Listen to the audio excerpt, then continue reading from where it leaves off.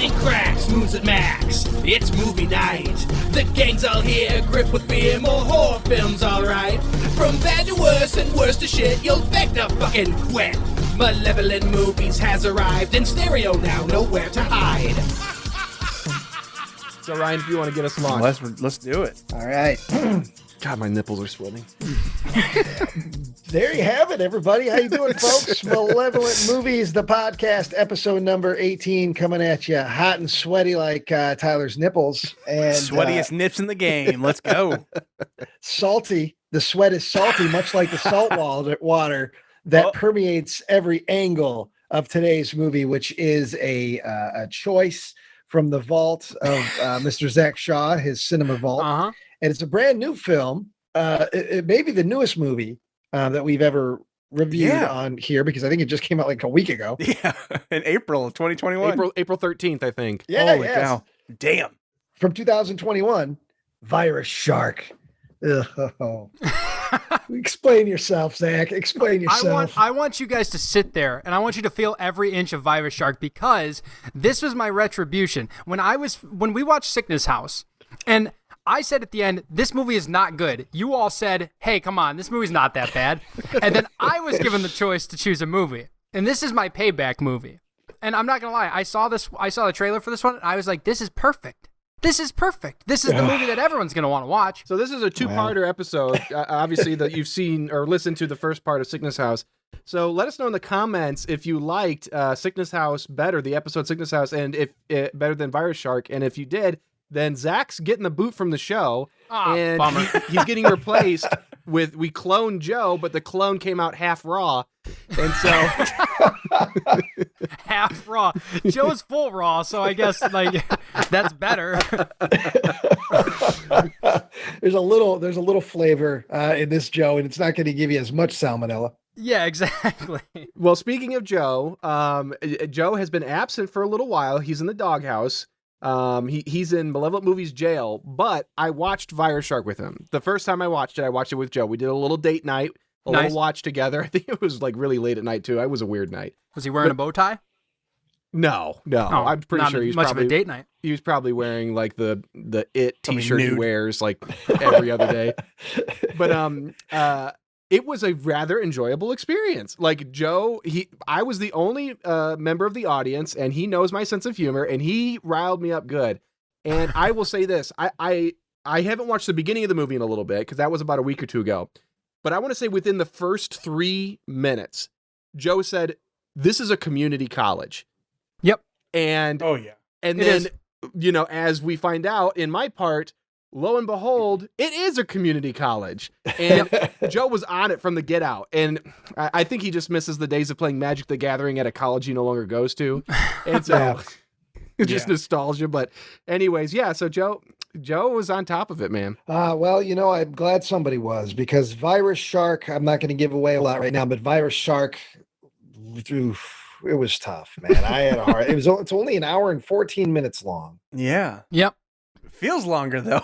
It does, because the movie turns into something else with the last 20 minutes. That's a completely different movie. Yeah, and that's what you want out of most movies. You want a movie to start fresh, right around the hour mark, and this does that. And I think it provides a lot. It certainly does. It certainly does. So real quick, Virus Shark 2021 release, directed by a guy named Mark Polonia. I knew the name immediately. He and his brother, as the Polonia brothers, have been making these kinds of movies for 15, 20, 30 years. Yep.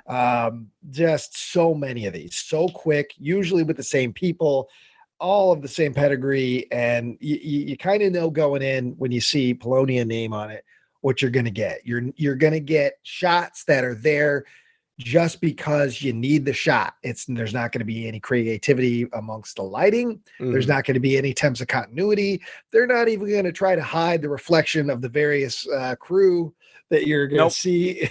It's just, it's run and gun crap. The story is so moving that the filmmaking can fall to the side, I think is what you mean to say.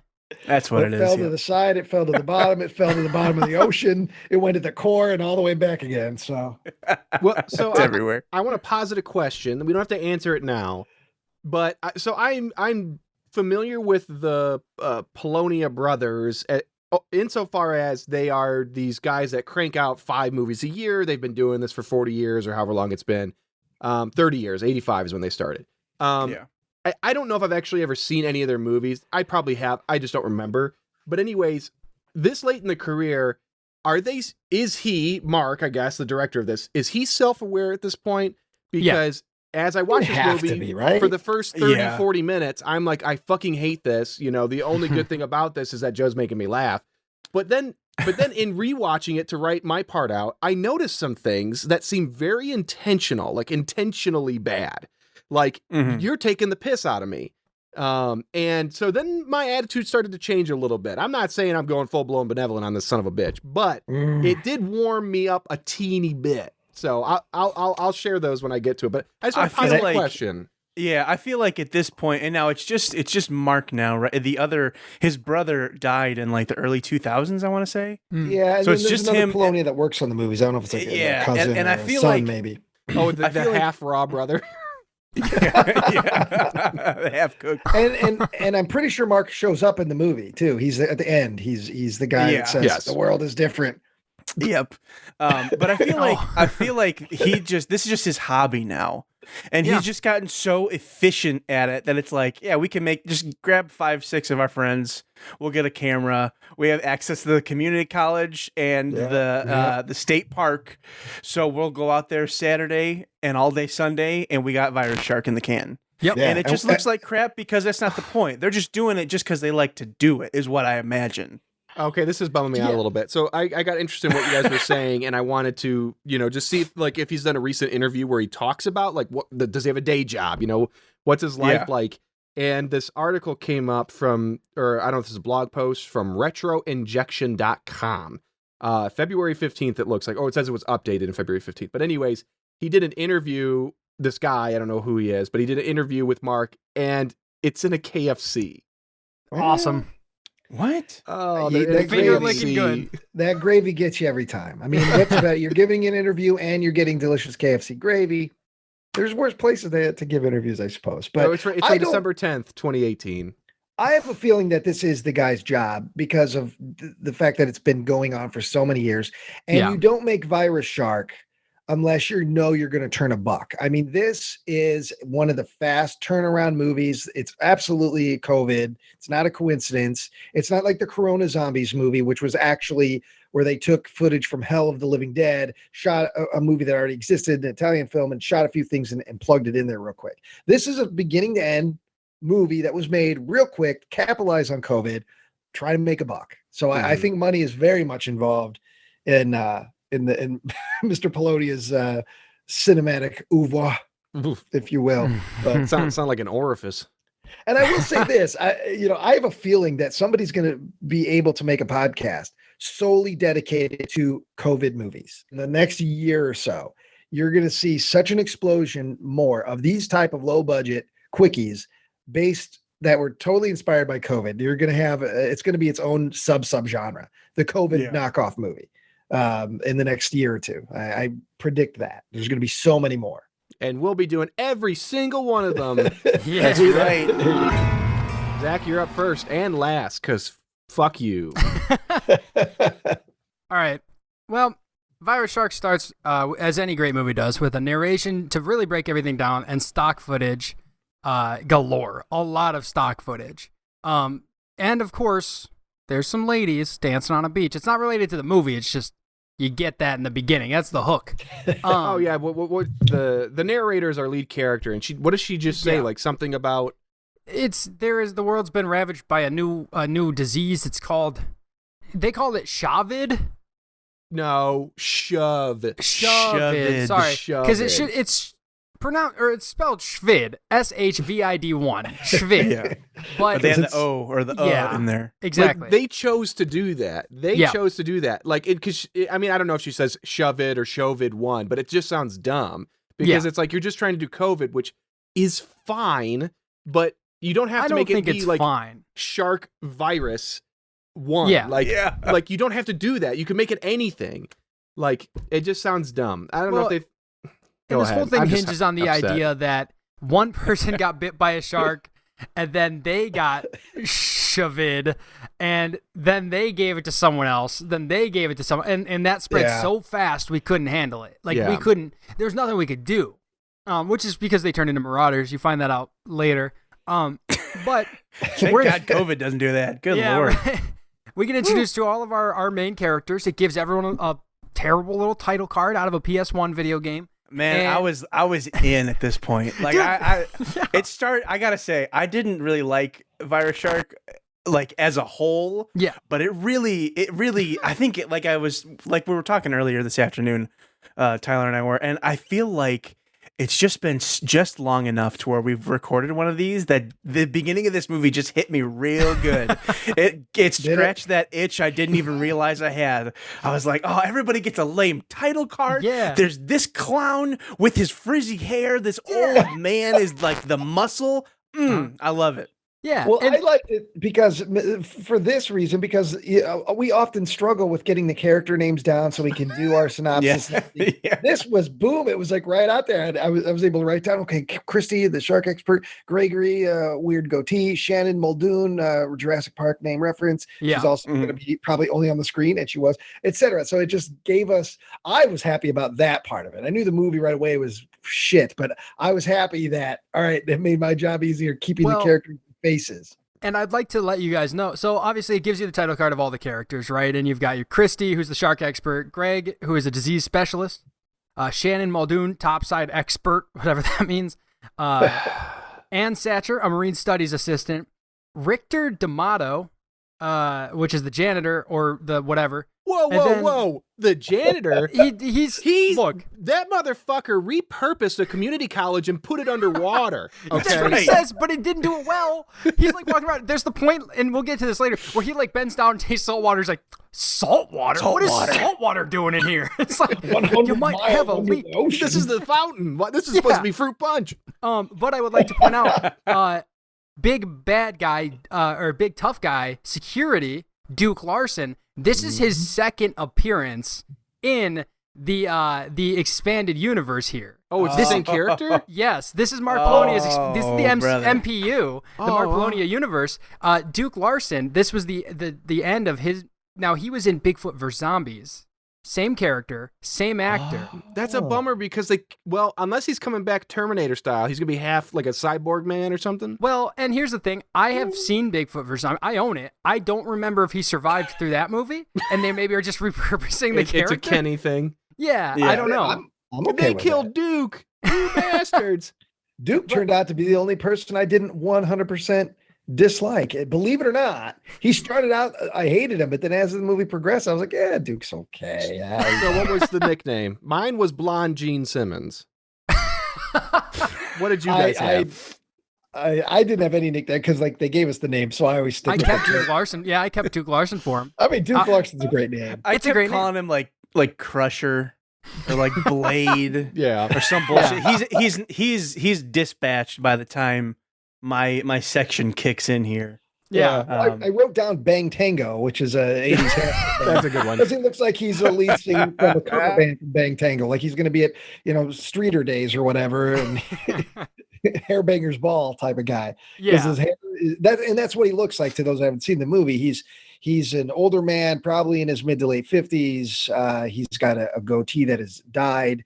And then he's got this big frizzy. It's dead. It's Yeah. not even alive. and his frizzy hair metal hair is so fried. You could see it. It's just split ends. The everywhere. most damaged head of hair I've seen on film ever. Oh, hold on. I think he also played. So he also played a character, and maybe this is a typo. In Sharkenstein, he played Duke Lawson. So that's either a typo or his it's cousin. Duke's Twin brother. Yeah.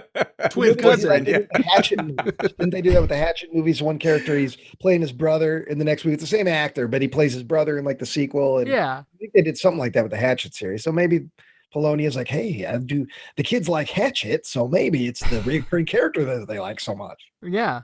So I mean, and everyone loves Duke Larson. So you'd have to So bring we're him back. 5 seconds in.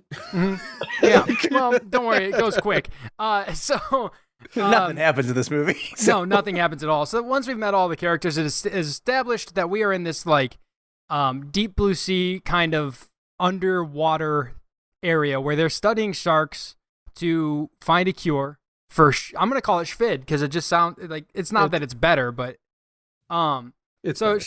Schvid 1, they're trying to cure it and they're underwater. They hastily put together this place, and Duke receives a package which gets dropped off, and the package is he calls them something stiffs. I don't know. He calls them stiffs. Also, the music here sounds a lot like Legend of Zelda or like RuneScape for some reason. Like it doesn't quite sound like a shark movie. So hold on a second. I want to mention something that bothers me about these movies. So there's a couple posters out there, and it's clearly like somebody bought this piece of shit just to churn it out, make a few bucks, because the posters are fine, and like I get it, the posters are not what you expect, but the thing is that the title art on the posters looks good. There's two different kinds. There's like this like orange and red one. It's like a regular font. And then there's like a bolder white one on like a different poster. But anyways, the title in this is like it's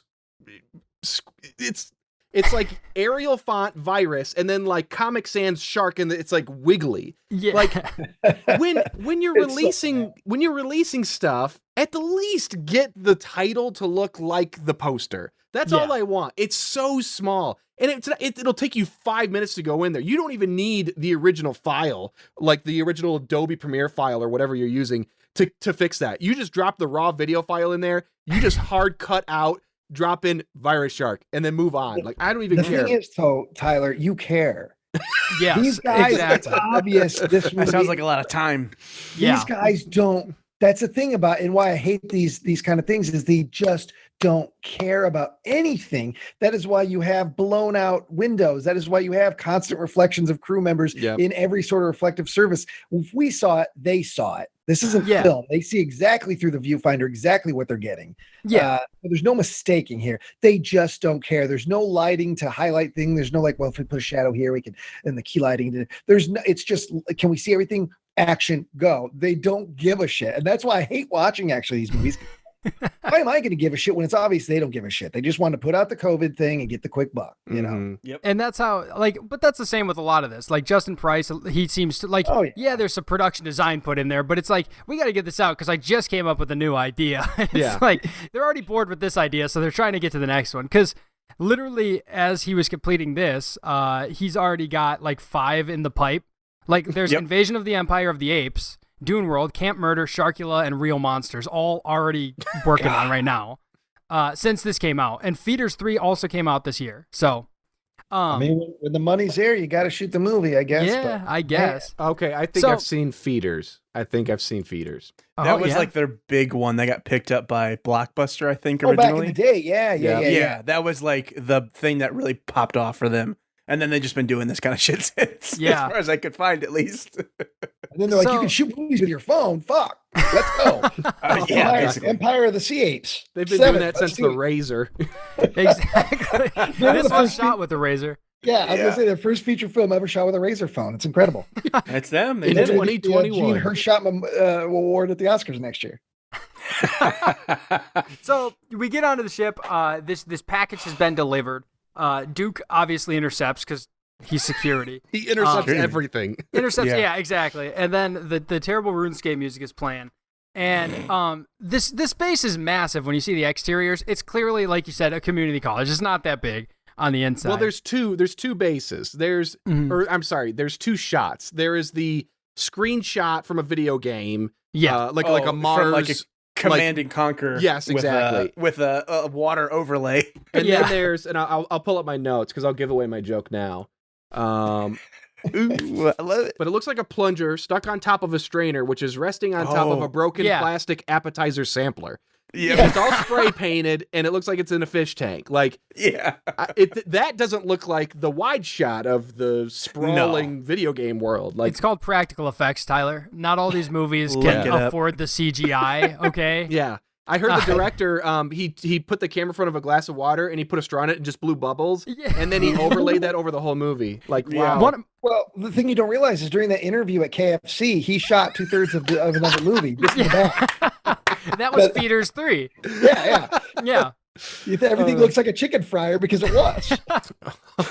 But so So Duke gets his batch of stiff, so then he goes in to check on Christy, our narrator from the beginning, our main character, our protagonist, and she's like a woman that just she just exists. walked out of a Kroger. Yeah, which most actors in these appear to be just someone who happened to be around. And what, are we in a picture show? Come here, read this. And so he goes and scares her she's like petting the sharks or something, because she's like next to a pool that is very obviously like a swimming pool. And even the best part is they weren't able to get like the janitor of this community college to move the ropes. So you see the ropes for the swimming pool in the background constantly. It's not my job. Yeah. Fuck you. I'm not here. I'm not in the movie business. We're not moving this right. You know how hard it is to put the ropes? I got to get extra guys in here. I got to do overtime. We're union. No, we're not using the ropes. You shoot around it there, Spielberg. And then he puts on his wig and becomes Duke Larson. So, he scares her real quick just to kind of like chat, to like establish that they're in the same building. I don't know why they really talk. So then he takes the stiffs up to Anne, I think is her name, the assistant, to Anne's office. He's like, hey, check it out. We got a dead body here if you wanted to maybe, I don't know, fuck me. She's like, I don't know. We got like the fate of the human world here. And he's like, you bitch, you prude. He doesn't like that. He's really upset that she was like not taking his moves. He was not feeling it. No. And at this point, I didn't like Duke. I'm going to say right now, I didn't like Duke here. I was like, oh, okay, he's ugly and he's dumb and he's miscast and he's somebody's brother or dad. Shouldn't be in this role. And now he's also a shitty character to this woman. I was not on the Duke train at this point. Well, and I also, so we keep getting, like, this is like establishing, this is the part of the movie where they're like, we got to establish where everyone is on the ship. So we also get D'Amelio or whatever, Richter D'Amato. Yeah, we get him. Dehydrated. Yeah. D'Amato, I think this is maybe I'm giving Polonia too much credit. I think this was a direct reference to the Italian filmmaker Joe D'Amato, who did do a couple sharksploitation movies and a million other great things, was one of the producers of Troll 2. But I think that had to be a direct reference, which then warmed me up a little bit to was Virus Shark, but still not enough. Does it help if I explain the chemistry between Richter and the chemistry between him and Duke is that Duke played Duke in Bigfoot vs. Zombies and Richter played Bigfoot in Bigfoot vs. Zombies. So there's obviously natural connection there. That's the chemistry you saw on screen. Oh, yeah. Oh, wow. Yeah. So that helps. But we find Richter, and Richter he's looking at some pipes and stuff, which again, this is where it's so obvious that it's like a school, because like, why would they have laid brick for this underwater like they got a fire alarm right there? Windows. Yeah. But upstairs every time. And I know, like you were mentioning a reference, but like I can't help but think that there's the part where he like leans down, licks the salt water and spits it out and goes salt water. I couldn't help but think maybe that was a Last Jedi reference, because in that there's the guy who touches the salt planet. Yeah, he touches crate, licks his finger and goes salt. I'm like, what if it was sand? Like, why are you tasting that? Same with this guy. What if that was Schvid water? It's mine. Salt water. This could be Schvid water, and he's just tasting it. But, so yeah. Anyway, Duke is doing his thing, and then we get Gregory McLandon, the disease specialist. He's on his Mac computer, chatting with their topside expert Shannon Muldoon. Oh, sorry, hang on a second. I forgot to mention this. When Duke is with Anne, we get our science environment space. Yeah. Which is clearly like a unused classroom that has like 4 tables and just like random tech on it. Like there's an iMac and some other like reel to reel or something. I don't know. It probably was a computer lab 20 years ago. Not a single thing is on or blinking. No. Nothing. No. Nope. Even when computers are used, monitors are not on. Like they're in power saver mode. Okay. This is clearly, honestly, real though, dim. I am looking at it. I'm pretty sure this is an editing lab. Like, because you could see in front of the Mac computer there is like a switcher and stuff that would be used for like, and they might have edited this movie. Like, is he like an adjunct professor or something? He might be. That's what I was thinking earlier. That I wonder if he teaches some like digital cinema class here, and then of course because of that he gets to run around and then get the students to help. Which if he's making money off this, it's a great gig for him. It's right. And he has access to equipment. I bet you found it. Mark Polonia comes to Mansfield University with an extensive background in film and video. He's been employed at MU for over 19 years and loves every minute of it. Mark is actively engaged in producing TV shows, commercials, and departmental videos for all the university and surrounding community. He's also an independent filmmaker, being self-taught, and his films have been seen worldwide and on cable television. He is still happily married and has 2 grown children. Surprise. I think that last part's the biggest surprise. I've got his phone number if you want to give him a call. Yep. We should probably. I got a lot of things to pick his brain about. But so we're in the editing lab, and she like calls Topside for some reason. All the phones work too. I don't know how deep they are, but like I don't think I love that they call it Topside. Yeah, that's all. Not the surface, not the other lab. Yeah, I gotta call Topside. You could make a drinking game out of this with the Topside. I have that written down. There's 2 things. If you really want to make this movie worthwhile and you want to do a drinking game, you take a shot every time someone says Topside. You also take a shot every time you see shots of feet walking down a hallway or legs walking down. Oh my God! This is and something. Finish your drink or again. Finish your drink whenever they show the like aerial view of the lab underwater, because you get that like 3 or 4 times. Yeah, enough that it would work out. Oh yeah, you'd be fucked up. But so then we get to the disease specialist and the Topside expert, and they're chatting, right? And I don't understand why the Topside expert's in front of a white sheet, other than they just didn't think that anyone would want to see. Like, they could have shot it anywhere, but it's fine. It's a video conference, and they're chatting, and she's like, "Look, we're fucked if you don't come up with a cure for this." And he's like, "What if we did a video sex call?" And she's like, "You read my mind. We could put the whole vaccine thing. We could put that on the back burner because we got video banging to do." That's right. And I got another issue here. This is really starting to drive me up the wall with films. I understand how it happened, but we need to stop with bad video connections equaling 80s style VHS. Wobbly. Yes. Like somebody, so at the beginning of Butcher the Bakers, there's a little commercial made by our 2 protagonists, Ryan and Sean. And probably 8 times somebody said, "Oh, but you got to make it, it's got to be all wiggly and stuff." And I'm like, that's not how, everything's HD. Like, it's like, you just have to make it incompetent. It can't look bad because cell phones look great. Like, I freeze and stutter and go like that, because I use an antenna to watch regular TV shows because I don't have cable or anything. And when I'm trying to watch MeTV and it's fucking up, it doesn't get wobbly. It just freezes, or the audio goes out, or it gets pixelated. That's what everything looks like and has now for a good 10 years. Oh, Ryan, I am now. I forever I'm gonna picture you. You're in like a plaid recliner. And you've got a broom that you hit your TV with. Damn antenna! Oh, yeah, you're like Martin Crane on Frasier. Yes. You just turn into him. Dude, when Spanguli's fucking up, I get so you get heated, I can imagine. Yeah, it's like Joe's in the room. I've gone through 3 antenna. You just go up and bend them. Well, it sticks to the window. I got a window right here, and the adhesive though. Last summer it got so hot it melted the adhesive. So now it's one of those square ones. It doesn't stick, so I have it kind of shoved in to the corner. So that's usually where I get the best reception, but that means I can't open the window. That's small price to pay to get crystal clear Spanguli. Yeah, of course. I mean, Ryan's got his priorities. I can't fault him for that. That's good. So I think also, I just gotta say, this scientist guy looks like Timothy Dalton's porno stand-in to me. Yeah, I could see that. It's something about it, and when he takes his glasses off, kind of like a little Henry Cavill vibe coming through. And I wanted to like him more, but I couldn't. So, and I also he also, and in Malevolent movies lore, he also kind of reminded me of a older, little more macho Kevin Summerfield in Sleepy Hollow High. They have the slick hair, facial Mr. hair, E. the light colored eyes. So right away, I was like, oh, it kind of reminds me of Mr. Summerfield back in my days, which made me happy. So, sorry, last time I'm going to derail this. Not true.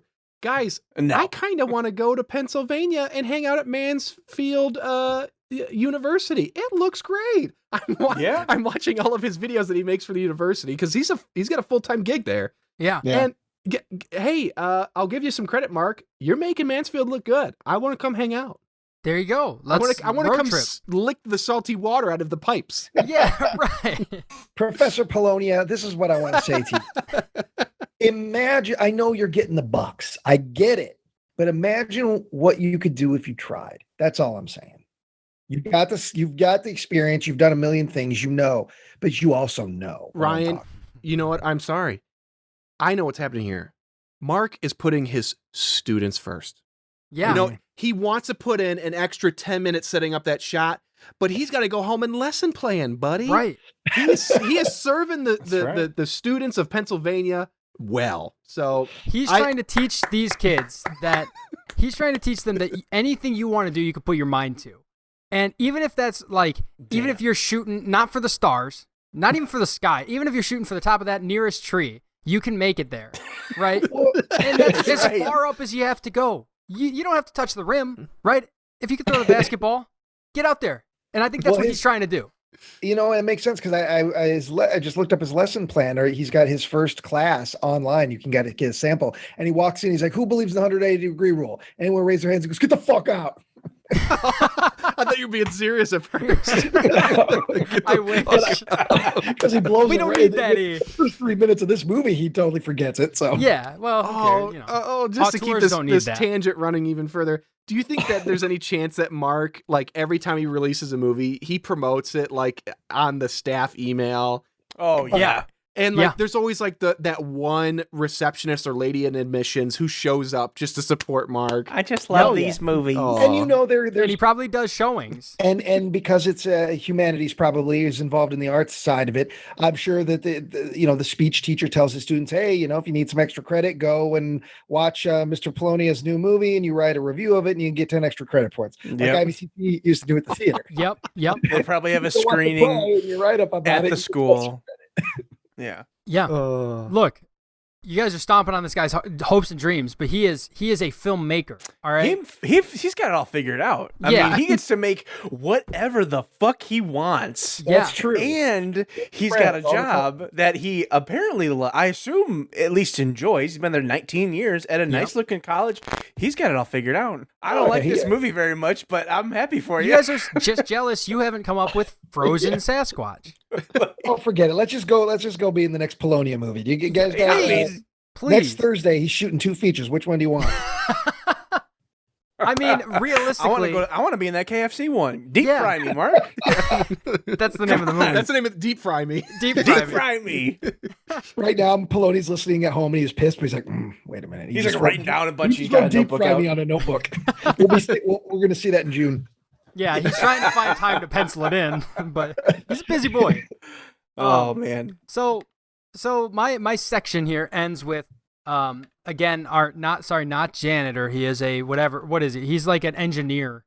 Yeah. He's like Scotty. But again, usually engineers don't wear like a janitor's tag and shirt, but he's just dressed like a mechanic. It says Cygnus with a C. Yeah, Cygnus is where Cygnus is the name. That's the name of the project, right? The whole plant. Oh, okay. Is called the Cygnus plant. I missed that. So I thought it was like that's a local brew up here that he really likes. Yeah, he's just repping. They put some money into the movie. These two are doing a video. They're gonna do a quick video bang sesh, and then we get to the to Mr. Richter. Yeah, Richter. Yeah, and he's like looking around with a flashlight in a very well lit room, just trying to find out where's the salt water coming from. Oh, it's coming from here. And then he says, this is not good. Because, we as an audience wouldn't have known that what he was doing was not a good thing for them if he hadn't said that. So, him saying that, I think, kind of holds our hands a little, but it serves a purpose for the plot. I'm no engineer. I need that. I don't same. Maybe the water's supposed to leak in there. I don't know. How do you equalize it's like pressure? A building. Yeah, it's like when you build a skyscraper, you build it to wobble a little bit with the wind. Yeah, maybe a little water gets in. I don't know. You know what I would like? A little bit. What if the end of his arc was just he wheels in a dehumidifier and is like, good, that's it. And then that's the end of his arc. He's like, whoa, it really saved us here. But yeah, that's the end of my arc. It's just him or my area, him saying this is not good. All right. I All agree. right, now time for me to take the mantle for now. Oh boy. We cut to Christy, and she's looking down at the delivery, which is basically a twisted, malformed, disgusting, one-eyed, what used to be a human being. So essentially, I guess this is what the virus does to you. It makes you just this creature. And she deduces very woodenly that the attack was done by a mako shark. So the body it's been mutated by the disease, but it was also attacked by a shark. And Anne is also there. So Anne and Christy are doing it up. And Anne tells her that she there's a serum. So at one point, Anne earlier was doing an experiment on this meat, and she found out that the serum that they have created fought the pathogen. So they're like, holy shit, we may have stumbled upon a cure for Schvid 1. And Christy says, that's awesome. All we got to do now is we got to test it with another species of shark. If it works, then we're there. We can make what she quotes antidote. Antidote. And it begins a running theme of nobody knows how to say the word antidote. I'll make an antidote. It's a hard word. Anne says we can make an antidote, and then they high five. They high five. Hell yeah. Scientists doing science and being They did the exact same thing. Like they were like, we did it. We made the Moderna, and then they just high five. And they're like, I assume we that's did it. identical to the Moderna and the Pfizer. They just had a weird slab of meat on the table with one eye, and the Johnson & Johnson people, they missed, and that's why they had to recall. They didn't get the high five down. It's gotten too thick. Yep. All right, so then we cut to Anne and Duke, and what's happening now is they're going to do a board meeting. So everybody that's on the few people that are working there, all of our main characters are going into a board meeting. They're going to talk to Gregory. He's the head of everything, and kind of say where they're going. And Anne and Duke right away are just having a back and forth. He's holding the gun. She talks about it being for a small wiener. He says, do you want to use it? Just wipe it off later. And then don't provoke him, Anne. What's her? Christy's also there and says, don't provoke him, Anne. Gregory sits down and says, Muldoon, which is the woman that he's been having the video conference with, is not happy with their progress. They got to work harder. She wants them to destroy all their current specimens and get new ones. And Christy doesn't like this because she objects to killing living creatures, even if they are infected with this disease that's killing 90% of the world. So then Richter D'Amato gives his report. He says, look, we need these repairs. Remember, this building, the pressure's getting too big. It's going to implode. Shit's leaking. I can maybe hold it off for a few weeks, but if we're going to be down here, we need to get shit fixed. So Gregory says, all right, well, here's what's going to happen. You destroy the specimens. We'll catch a new one with the sounding net. Richter, you will continue to monitor the situation. And that's it. That's that whole meeting. Well, then quickly, Anne tells Gregory about the findings with the serum, that it's fought off the pathogen, that they may have a possible antidote. And then just before the meeting ends, we get a big creaking sound effect to hammer home the fact that, yes, this underground lab is going through some changes, and it's not good.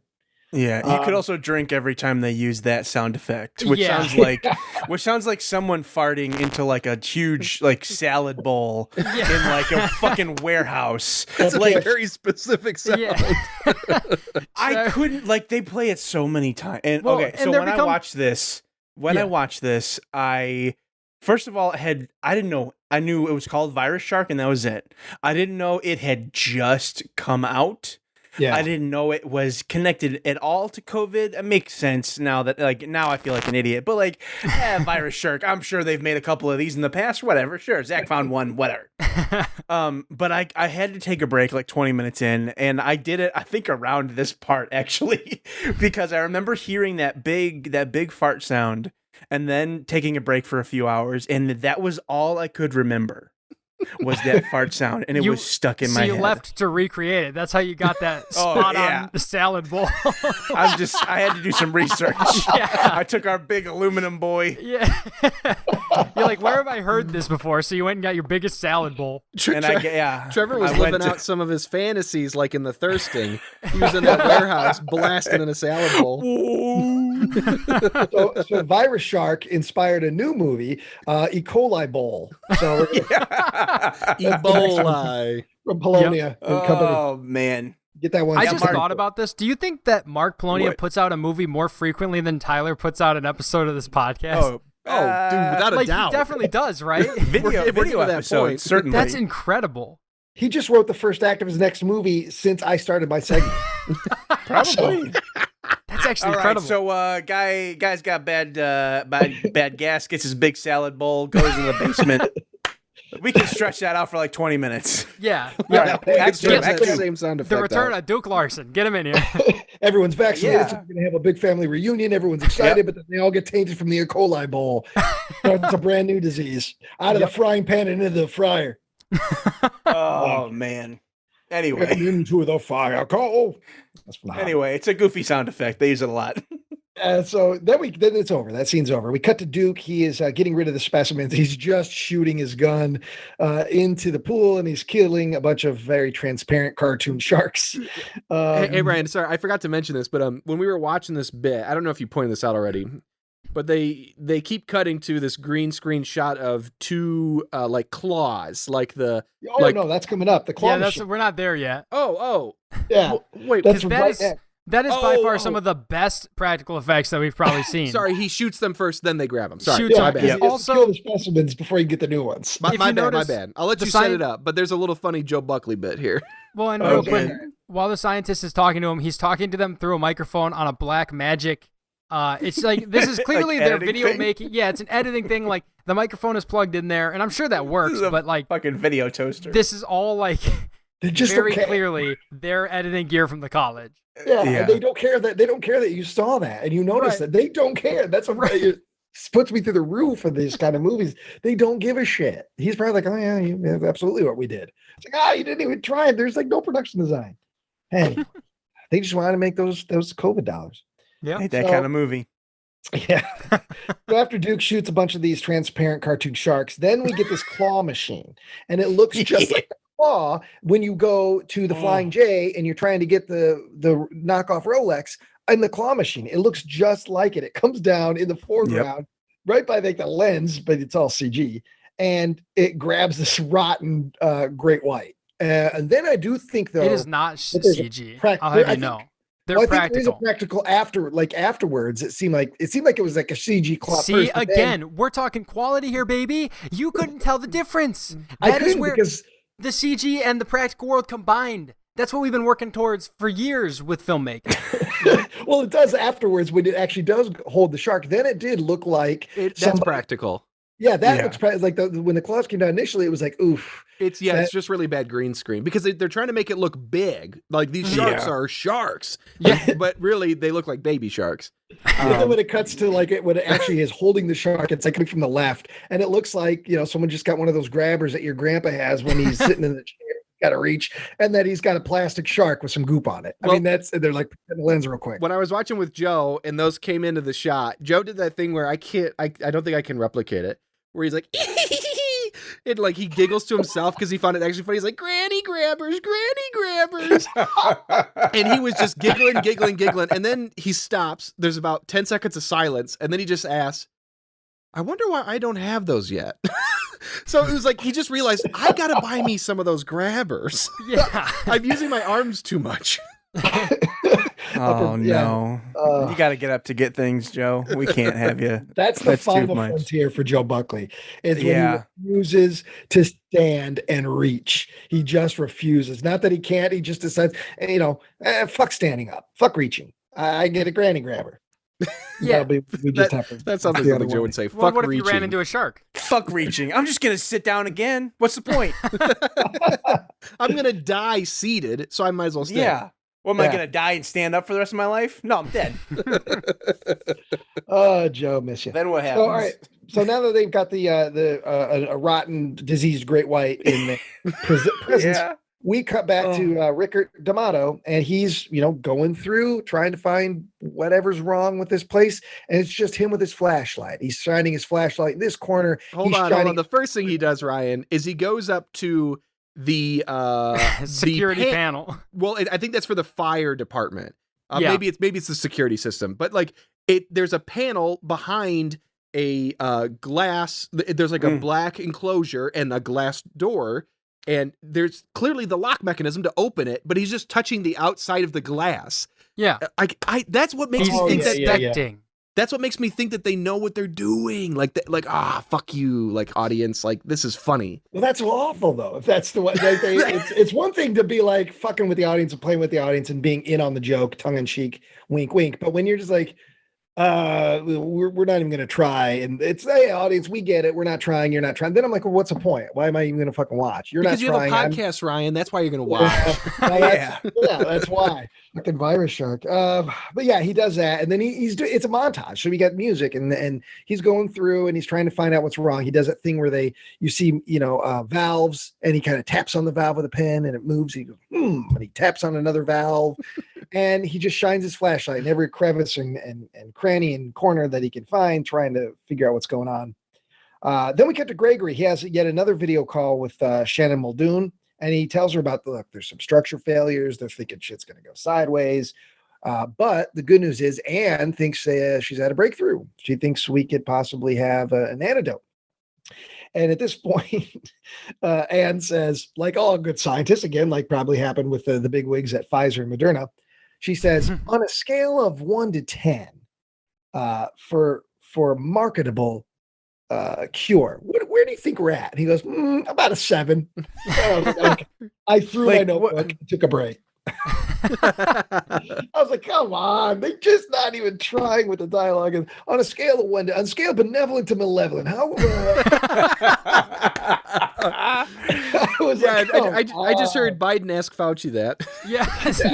On a scale of 1 to 10, how close are we to a cure? He's like, yeah, about 7.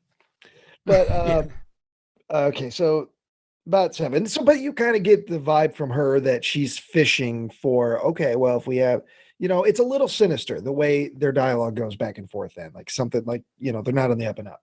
Then cuts to Duke and Rickard D'Amato, and they're just kind of hanging out, bonding a little bit, since they played Bigfoot and Alien Dad on the other movie. They're discussing the possibility of being left down there. What if a cure is found and the people take the cure and leave the scientists and leave them all downstairs, which is the vibe I was getting from that conversation with Muldoon and the other guy. This just gave me an idea. I would love a movie where, like this, there's a virus, the Earth is just fucking ravaged, it's Mad Max style, but NASA or fucking whoever, there's a team in space, there's a team underwater, there's a team in the earth, and there's a team in the clouds, all working to find a cure. But really, it's turned into a competition between all of them. Oh, yeah. It'd be like Rat Race, or It's a Wonderful. It's a Mad World. It's all comedians, Madcap and Zany. You got the Three Stooges in there, and it's just. Somebody's on the ground trying to get somewhere, trying to deliver the virus, but they got to go through a Mad Max thing. Oh man! You can cut all this out. Cut all this out. You can call it Vax This Race. is a pitch meeting. We're just doing a movie now. Vax Race. And Mark's already got it's boom. It's done. By the time this episode comes out, Maximum Overdrive. How about that? It'll be out there. Oh, I like that. Maximum antidote. We'll see that in October. So, where am I? I'm editing it right now. Yep. Because the possibility. We're in it right now. Quick to the cloud. Send me the vial. The movie's coming from within the podcast. Oh man. Okay. So, all right. So we get a quote. From D'Amato, and he says, "For those who succeed, there are always those who want the reigning glory." And then, of course, because Duke is supposed to be dumb, he's like, "Is that from the Bible, or is that from a greeting card? Cover of a greeting card?" And Rickard says, "No." He's like, "That's just an old," what does he say? It's old philosophical phrase, or it's an old something or other. And he says, basically, people want credit for shit that they didn't do when there's a lot of success. Again, foreshadowing, if you will, that there's probably going to be someone steal the antidote. Well, then Duke gets called to the tank carrier. We come back to the video call between Shannon and Gregory, and we don't know what's transpired, but we know it's the end of their conversation. And Shannon says, "I want you to think hard about what we said." And then she disconnects, and Gregory does indeed think hard. He turns his chair away toward the wall, takes his glasses off, starts chewing the end, and he is thinking as hard as he can, which made me laugh. We cut back to Christy, and she's still in the tank with the specimens, and she asks Duke, hey, I need you to help hold one of these specimens. I need to get some blood from it so we can do more testing. And Duke's like, those are strong. It's a shark. It'll hurt me. And Christy plays her whole, well, I'll tell you what. You do this for me, I promise I'll let you guard the door the next time I take a shower. And Duke's like, oh, well, oh, yeah. And Christy. I like the idea that everyone has a shower door guard, and like she's like, I was gonna make Richter do it, but if you play your cards right, you can stand outside my shower door. And the guy, the most likely that you would need to guard you from getting in the shower, the guy that's Duke. Duke's the guy that's most likely going to sneak in and take a peek. Yeah, that's a question I kept asking as this movie went on and on. Are they the only people down there? This is a huge lab. Massive. Oh, yeah. It's palatial. Like, Like, it is so large. What happened to everyone else? They're topside. They're all topside. Oh, well, there it is. So- Topside. no, Well, it's spring break. asked and answered. All the students are gone. Yeah. It is. Yeah, it is April.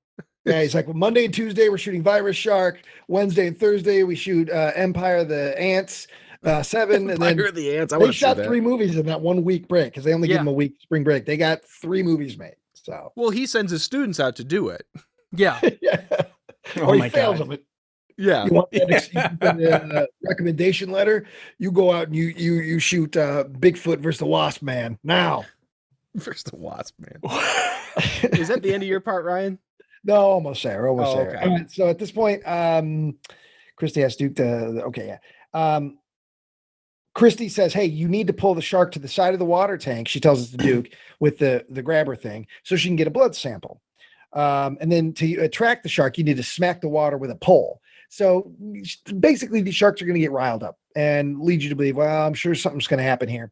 Then this cuts to Anne. She's in her office. She's just doing some work.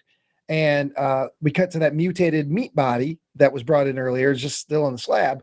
It wiggles a little bit. It moves a little bit. And then some orange blob of goo falls out of it. It just goes right there on the floor. It's this bright orange, just slime. It just looks like thick slime. But it's kind of, it's not super loose. Like when it lands, it's almost like a silly putty. It kind of keeps a form. It doesn't just splatter everywhere like water. It just kind of, just like a blob, to give the idea that it's probably alive. And it is. Well, Anne hears that noise. She hears these sloppy sounds, kind of looks around. She's like, it's nothing. Nothing's going on, even though I got this diseased meat sack back here.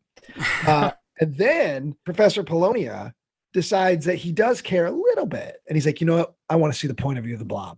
Can we get that? Who do we got? Who's got an extra phone? Throw me the razor. We're going to get the point of view of the blob. So we get blob vision. We see the point of view of the blob as it scoots along the ground and it kind of goes up to her chair and her leg a little bit. And, she looks around again, sees nothing, sighs. And then in this moment, big as life, we see the cameraman standing right there in the reflection of her turned off monitor, and then boom, blob attaches to her face, splat, covers her whole face. But we don't get to watch the action. It's got to cut back to Duke. He's struggling holding the shark while Christy gets her sample. She gets the sample, and immediately the shark jumps up a little bit and nips Duke's arm, gives him a little nip. While that's happening, she's in front of a whiteboard. Hold on a second. Oh, where'd that go? I had it. Okay. Got the shot list for tomorrow's movie. Here's what we got on the whiteboard. Great White, Hammerhead, Yeah. Mako. Well, Feeding 10 a.m., 2 p.m. There's H2O that has been erased. And then circled is the, I don't know what do you call it? The equation or the makeup of sodium chloride. Yeah. I also looked that up. This is all stuff that they would need to know if they were building a virus based on sharks. Oh, yeah. Okay, hey, that's production design. Oh, also on the left-hand side, it says serum. Well, tiny. Again, very important to know. All right. So yeah, all I got left is in the Duke. His arm's hurt.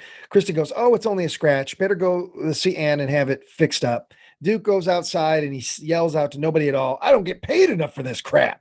And that's the end of my segment. Well, and there's like the sound dampening pads on the wall there. Is he like in like a choir Is that room what those or something? things were? I noticed those pop up throughout the movie when they're running down the hall too. There's like these, like these cardboard things. Oh no, they're moisture containing collectors so that they can filter the water. You know, because they're in the C lab. Correct. Okay, so here's the deal. Nick is supposed to be up next. But actually, wait, hold on a second. Nick, are you free? We are at your part. He's like, sorry, you just missed it. Polonia called me 2 minutes ago. I'm directing his next movie right as we speak. Sorry. So he sent me his notes. They are short, so I think Nick kind of went through and skimmed a little bit, but he got busy with work. So here's what we got. If you guys want to help me fill in the blanks, please let me know. Christy Skypes Gregory. Reports Duke was scratched. What's her face calls immediately after Gregory says he's in.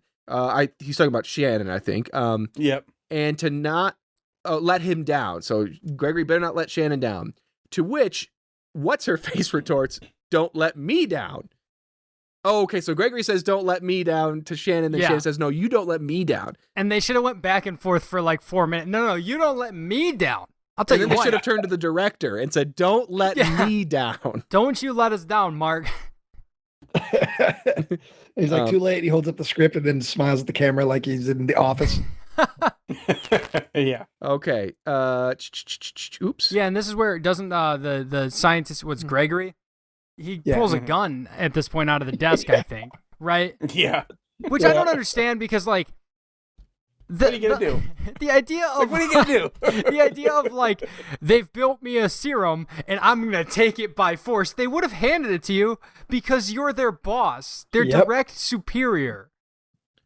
So I don't know why you decided. Hey, remember that serum? Can you get it to me about 6? Yeah, and you'll have it at 6. You know how like you work in an office, your boss shows up, and like, "I need those TPS reports." You're like, "Yeah, I've got them for you right here." And then he pulls a gun and he goes, "I'm taking them, whether you want me to have them or not." And it's like, "But sir, we just gave them to you." You know, that's what's happening here. Then we see Richter.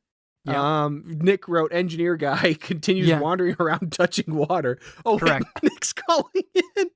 Is he calling in? He's calling, but he said he's in a Walmart checkout line. Yeah, that's fine. But he's gonna give this movie. Yeah. Okay, Nick, sure is. Guys, Nick calling in from the C Lab itself, live from Cygnus Station.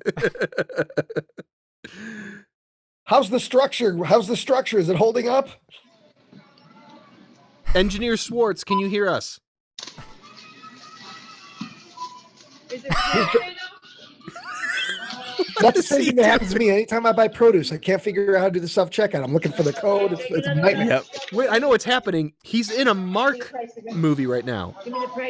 He's filming. He's the cameraman. I think the code's 4011, Nick. If you're getting bananas, it's 4011. Yeah. Tomatoes are like 4022 or something like that. I just bought something yesterday. I worked in produce at Jewel back in the day. 4011, Nick.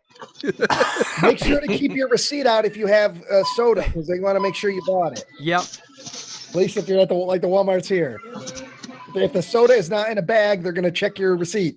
Your Cygnus per diem is only $20, Nick. Don't go over that. All right, I'm going to mute him. Okay. Just unmute yourself when you get in the car, Nick. But anyways, okay. So Richter's walking around. He's looking at a superimposed porthole on a blank wall. Yeah. And he's touching it. There's water. He says moisture inside. Pressure's building.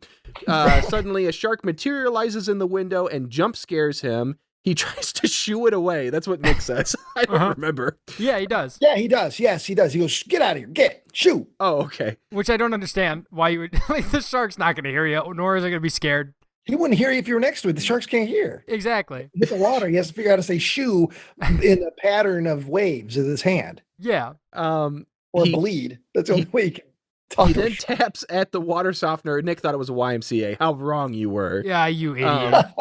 But he taps on a water softener in the pump room and again states that the pressure is building. That doesn't make sense because it should be the atmospheric pressure that's building, but whatever. They completely got upset. Someone lets out a huge squeaker fart. He must be talking about Trevor's salad bowl. Yeah. Yep. He heard Trevor. But it gets his attention. It's a creaking sound effect, but it's funnier as a fart in parentheses. Oh, Nick, how much you've missed. Oh, man. Meanwhile, Duke dresses his wounds with toilet paper. Which will appear and disappear throughout the rest of the movie. Yeah. Well, sometimes he had to shit, and then they ran out. So. Yeah. I'm shit. He's like, I'm wiping my shitty ass with my blood. Engineer guy whines to Gregory, and he almost gives away his stupid motivations. Christy can't find Anne because she got gooed. Also, real quick, engineer gives up really fast because he's like, Gregory, look, we have a problem. And Gregory's like, I don't have time for this. And now, if the problem was like we just ran out of toilet paper because Duke keeps using it to dress his wounds, that's fine. You'll figure it out. Y'all got socks on. But the problem is our entire building might collapse in itself in 48 hours. And he's just like, oh, darn it, I missed him. The one guy I should report to. He really gives up on that fast. Oh, yeah. Yeah. I mean, the movie has to happen. We got to keep going on. It's a good point. We got a second half to get to. So Christy's talking with Anne. She's analyzing the samples and sees the same animation they've used a dozen times, but comes to some conclusion that I'm sure was important. And by the way, for the fans out there, it looks like Nick is, where is he? I think he's trying to leave the store. He's leaving. Okay. He's definitely on the checkout, like the trench run on the front side of a Walmart. I feel like we're in the midst of a heist or something. Like he's got the goods. Yeah. He's got the nanners. I hope he held the receipt. You don't want to look at it. Okay. So Georgie pulls a gun on her and takes the sample. Duke goes to his mattress on the ground because even in $1 trillion lab, he looks like a dirt ball. Richter learns all the pumps and shit have failed, and life can only be sustained for 10 hours. Also, the desktop computer is just sitting on a stool. Yeah, this is funny. I want to watch the Mark Polonia movies through the lens of Nick's narration because this is fun. Well, because there is an interesting way that they designed this building where they were like, we're in a hurry, we got to put a lab underwater to be able to. Oh, hold on. Is this Cygnus employee, engineer, scientist, Nick Swartz? Yes, it is. You've got the cure. It's looking like you've gone topside. Am I correct? Watch out for the marauders. It's rough up here. We got lots of marauders and mutants, and we got garbage and the gang. Garbage and the gang. Yep. Okay. What have you procured for the C Lab, the C Lab Community College? We got Nerf guns, raspberries, Good. goose feathers. That should be it. Oh, that was all we asked for dinner. All you'll ever need. The whole shopping list. Yep. That's 2 movies worth of production for Mark Polonia. Well, so Nick, while we have you, really quick, on a scale from Malevolent to Benevolent, how do you rate Virus Shark? Okay, I'll give you the long short answer. I was bored, but then the last 15 minutes kicked in, and I was in love. I loved it. Yeah. I'm gonna give it, let's say, I'm like a solid maybe 7.5 for Virus Shark. So is that's on the Benevolent side then? Yeah. It's I mean, there's a lot to unpack in there. Yep. Mostly with Duke. I can't tell if it's if this was an earnest full, trying to make a real movie or not. I don't care.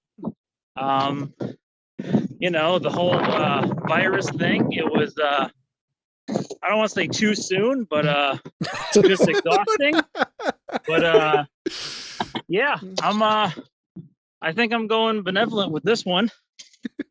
Okay. You heard it here first, folks, from the Walmart parking lot. Hell yeah. I might have to call Joe into this just so he can tank the score with his Malevolent. Yeah. Well, All right. Well, thank you, Engineer Swartz. Please Yes. return to Cygnus Labs. The pressure is building or we're losing it. I don't know, one of the two. But either way, we've got 10 hours until something Yes. happens. Well, as I always said, your guys' desires lie in test tubes and beakers, and mine resides in power. Yep. Whatever the fuck happened and was said. Yeah. Okay. Well, thank you for joining us. Enjoy the rest of the movie. Thank you. thanks. Bye. Bye. Okay. man. Yeah, surprised at their score. Wow. Yeah, me too. Okay, so the desktop computer was sitting on the stool. This can't be that big of a deal since one dude already came and went today, so just fucking leave. Okay, he's talking about like getting out of the lab. Yeah. Yeah, because Yeah, the guy what did else? show up. Yeah, the guy The dropped off delivery meat. guy. Yeah, they UPS. do have an elevator. There's one way to topside, and it's this one elevator. That's their only way up to topside. Mm-hmm. Gregory steals liquids. Duke shits his pants in bed. And then he put in parentheses more fart sounds. Greg says, your ambition lies in microscopes and test tubes. Mine lies in power, just as Nick just said. Almost perfect timing.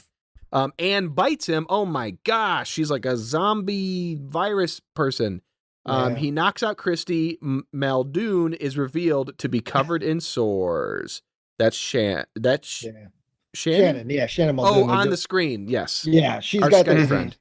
She's got the disease now, and she basically says it's a lot worse up here than we've been letting on. It's just chaos up here, and everyone's sick, so you need to get up here quick with that antidote. You get up your top side. Okay, now it's my turn. Here we go, ladies and gentlemen. Okay, so our brave trio continues the hunt for the treacherous Gregory McClandon. Genius third grade scientist Christy trudges down the hall, flanked by the lovable pipe-poking mechanic Richter, and led by the sexually strong blonde Gene Simmons. I already used that joke, but there it is. Okay. They make their way down some stairs at the community college and stumble upon the remains of an out-of-work tradesman. But really, though, there is a small box on the ground that when Gregory was attacked, he dropped. And in that box is a crumpled piece of paper. Lying next to it are 2 paint scrapers, a small tube of red finger paint, a receipt, and an empty folder. Just fucking try. Like, you don't even have to do, like, you put a briefcase down there that's empty. Like, or like a medical bag that had the antidote. Like, I don't understand this. They don't care. They just don't They're getting care. me. Christy wonders aloud if they might be too late, but Duke thinks otherwise and continues the hunt. We then cut to a shot of a plunger stuck to the top of the strainer, which is resting on top of a broken plastic appetizer sampler, all of which is in a fish tank. It is practical. But anyways, did you mention that he's wearing Crocs? Did I miss that entirely? Who? Dude, Steve's wearing Crocs. I just realized that. I'm looking at the shot. There's an envelope. There's like a candy bar and two scrapers, and someone's wearing Crocs. Are you sure that's not a crew member? Because we get a lot. It could be. I wouldn't be shocked by that because we see tons of that. What's the timestamp we're working with here? It's Duke. Duke is wearing Crocs. Confirmed. Hold on. Go to 3855 and hit play, and you'll see it when they look at all the junk on the ground. Those green pants, those belong to Duke. Oh my God, he's wearing dude. Crocs. Well, that would make sense for Duke's character. He's comfy and practical. But if it was the main science, I'd be like, listen, fellas. We all got Crocs. It's fine. Trevor, I got my watermelon Crocs on. I wear them inside the house. They're wonderful. Oh my! You see, watermelon crocodile hunter. That's right. Polonia got his November movie. Oh my Thanks, gosh! Malevolent movies. I almost have 12 months worth of content. Okay, so anyways, they're trudging along. We see the exterior shot of the sea base. It's made of trash, literally. The trio catches up to Gregory, who has stopped at an elevator. He is busy trying to slide some kind of access key card along the side of like the frame of the elevator button. So there is a frame, and then there's just one sole button, and he's just rubbing it up along the side of it. It also has an in case of emergency use stairs. Like the idea of them being like, quick, put that in the C lab, even though there's no stair. Like maybe there is. You're not going to climb your way out of this. You'll get the bends. Yeah, you can't do that. Okay. I wrote a joke about him using a empty Buffalo Wild Wings gift card as the key card. Our trio hides behind a pillar and 2 garbage cans while Duke lines up his shot. He fires and misses. Gregory turns, says some bullshit, begins firing his pistol at them. They trade several shots while we get some sexy elevator shaft GoPro shots. They use this constantly throughout the movie. Like there's a shot above in the interior of the shaft, above the elevator. It goes up and down, up and down. And you know, here's another thing, just kind of go along with the theme of no one caring. This gunfight, there's no performances at all. No. It's a gunfight amongst 2 people trying to kill each other, and neither actor does anything but point the gun. There's nothing on their face. There's nothing there. It's just like, all right, now you turn and shoot the gun. Good, we got it. All right, next. Now, I mean, it's just so. This is the equivalent. You're in the backyard. You, as a kid, you didn't. These guys aren't even pretending that hard. It's just. Ugh. This is the equivalent of the inciting action just before the low point. So it's like, everything's gonna go to shit right after this. But it's like, I'm putting too much credit into this. I don't know. I'm too hard on these things. Okay. Gregory then presses the elevator button, completely ruining my immersion of the moment. As Gregory gets into the elevator, Duke hits him in the leg and then says with much enthusiasm, "Don't worry, I shot him in the femoral artery." I did like that. This is the moment where Duke won me over. It was that. It was the combination of Duke knowing what that was in the first place, knowing where it was, knowing for certain that he hit it, and he's being proud. He's like, "Don't worry, I got it. He's gonna bleed out." A well-trained bodyguard. A well-trained bodyguard can tell when his bullet hits where. And I think that in Duke's mind, there is and they couldn't maybe afford it, is like a Sniper Elite slow motion, like as the bullet flew through his femoral artery. Yeah, and he's like it's wanted. Yeah, he's like, "I've done it. Don't worry." Which also, him dying on the elevator doesn't help them at all. No, because they still need, and they realize that within a few seconds, because then Duke's happiness and being proud of the moment, it totally goes away. He's like, "Oh, fuck." Yeah. But that was the moment that Duke won me over. Yeah, I just realized that. None of this movie matters. Hey, hold on. No, a lot matters. Oh, okay. No. The fate of the human race matters. Okay, so immediately after Gregory gets away, Christy spots something coming their way. Richter says, "That's a vicious shark." That's the vicious shark I forgot to mention, the one that he was batting away earlier. So there's many moments in this movie where we've already established they are in a hallway at a community college, but technically in the C lab. There's no windows around, but they will just randomly turn and address what is supposed to be a massive window to the sea. And sometimes the director will shine a flashlight on their faces to make it look like light bouncing off the water. Ridiculous. Anyways, the shark looks like shit. I sent several screenshots to you guys. Yeah. These are just fucking heinous. They don't even try. It's just, again, they just don't care. It's like, it's like, I want to hammer this home for people that haven't seen the movie. It's as bad and as shitty as you think it is when you think about the sharks and these moments of these acting. It's that bad. It's just, they just don't care. They know it's bad too.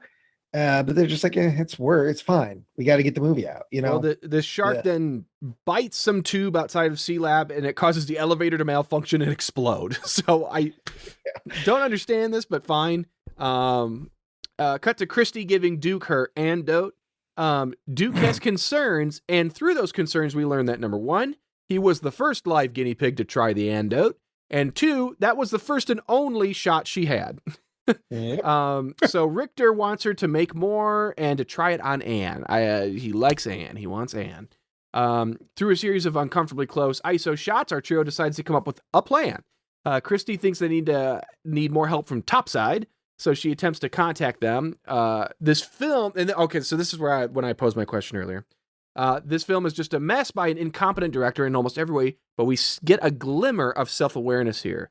Duke tells Christy to get Topside on the horn, so she turns around and begins to lightly and randomly type on the keyboard. Like, it's one-handed, like she has like a claw, and she's just going T, T, T, T, T, like from right to left. Like, That's intentional. I don't think it is. I think she probably was afraid that the computer would turn on if she used it. I don't think it's intentional because, that can be especially coming from that I actress. hate how much sense that made. From that actress, there are moments where she's cracking a smile when she shouldn't, and Yeah. they leave it in. Oh, all the time. So I don't think that was intentional. I think the director probably was very aware that that's what she did, but he doesn't care. He's like, we got the shot. Let's go. You're right. You know what I mean? We also didn't need a shot. Like, realistically, this is one of those things where, like, they take shots of everything. You mentioned the feet shots. Like, they're paying the runtime by getting a shot of everything. So it's like, okay, so what? They're working sequentially. It's like, what happens next? Oh, they go here. So it's like, okay, we got to show them get there. And then when they're there, we got to show them open the door, you know. Because they do everything sequentially. Same with like this, where it's like, okay, well, otherwise, how is anybody going to know she typed on the computer if we don't show it? Mm-hmm. Yeah. No one's going to know. No one was going to know. Well, she's successful, and she makes a connection with Topside. Yep. Where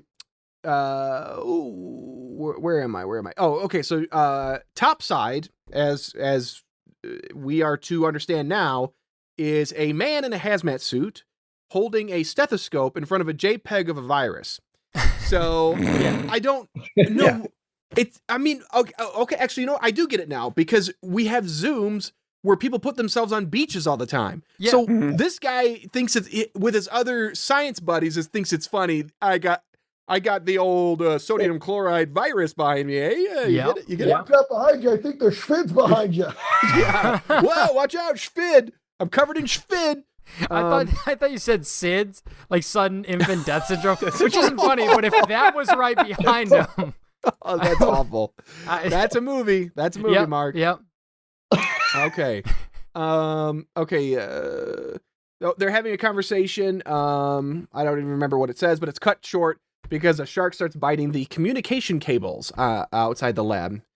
We then get some genius dialogue from Richter about the shark's motivation. Just like the rest of the world, the virus has driven it and the shark mad, and we're its target. It's that simple. Like, dude, I get it in theory. Like, this movie's supposed to be simple. Shark's got a virus, bit a person, people go crazy, everybody's crazy, and we just happen to be by the source. So what kind of shenanigans could we get up to in this movie? But you can't do that because you don't have a shark, you don't have a beach, you don't have an ocean, you don't have a sea lab. Anyways, but you got a week and you got a lot of cheap help. You got a weekend. Yeah. The show must go on. And we're going to get out the virus shark, and then there's people lined up to watch it. We then learn that Richter is not the designer of the lab. He is adamant. I did not design this C lab installation. They don't ever say C lab, but it's just a C lab installation. Yeah. Rather, he retrofitted it. And then I use my joke again of a plunger stuck to the top of a strainer, et cetera, et cetera, et cetera. Funny. We learn that they're going to be crushed like a tin can if they don't do something. Duke and Richter decide to get some schematics from what I assume is the admissions office maintenance closet of the community college, while Christy works on another batch of the endote. Cut to Zombie Ann walking down that one stairwell we will see 100 times. She stops, she coughs, then continues on. Cut to a screenshot of Mars, of that weird exterior shot of the Mars base building game, blah, blah, blah, with shots of bubbles overlaid on top of it. A shark with 4 glowing orbs stuck to its sides swims through the frame. Somehow Duke and...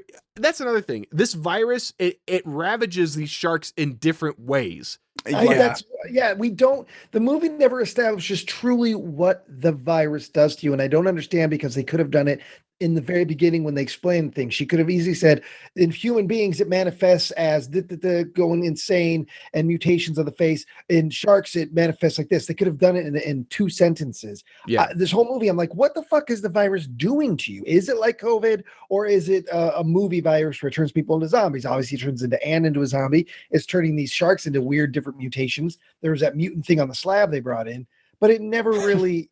Marauder. Here's the thing, okay? As an audience, we're supposed to be asking these questions because that's what our main characters are asking. What is this virus doing? How are we going to cure it? We need to be asking the same questions they do. This is genius filmmaking, and you know it. The thing is, we're hanging out with scientists, and I still don't know what the virus is doing. Exactly. We're all in the dark. Mark's even in the dark. Mark watched this movie at the end and was like, what's the virus doing? They're like, it doesn't matter. We printed it. We sent this thing out. And it's like, oh yeah, okay. Mark shoots so many movies, he forgets. He's like, virus shark. Oh, the community college. Yeah. Was this not Frankenfish? Why were we underwater? He's like, oof, that one. Yeah. Well, that's fine. Put it out. Yep. Okay, so Duke and Richter, they see the orb shark, and they're concerned because at any moment this thing could just hulk through the glass and flood the whole place. Oh no. Christy looks into a microscope with nothing on the stage, not even like a little glass. What do they call that thing? There's nothing Petri there. dish. Yeah, nothing. She then sets down a beaker of purple liquid and then slowly decides to pick up an open plastic bottle with some orange liquid.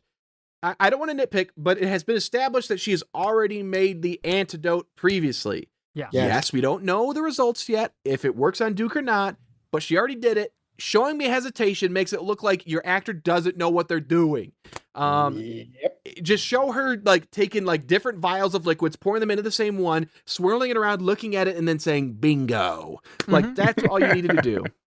Anyways, we get back to what I wrote down as slime vision, but Ryan called blob vision, and we'll stick with blob. It works either way. No, this is very important. Blob vision. Blob vision. I just like the blob. Something on the ground is crawling towards her feet. She looks down, but there's nothing there. We get a classic musical scare sting, and she turns to see that a pile of orange gack is on the desk. It growls somehow, and she pours her random orange liquid from the plastic bottle on top of it. It begins to smoke, and by smoke, I mean the director overlaid a transparency of some steam, but didn't mask the hard edge of the frame on it. It's... God damn it, dude. You can actually see the old man smoking the filterless parliament off the camera.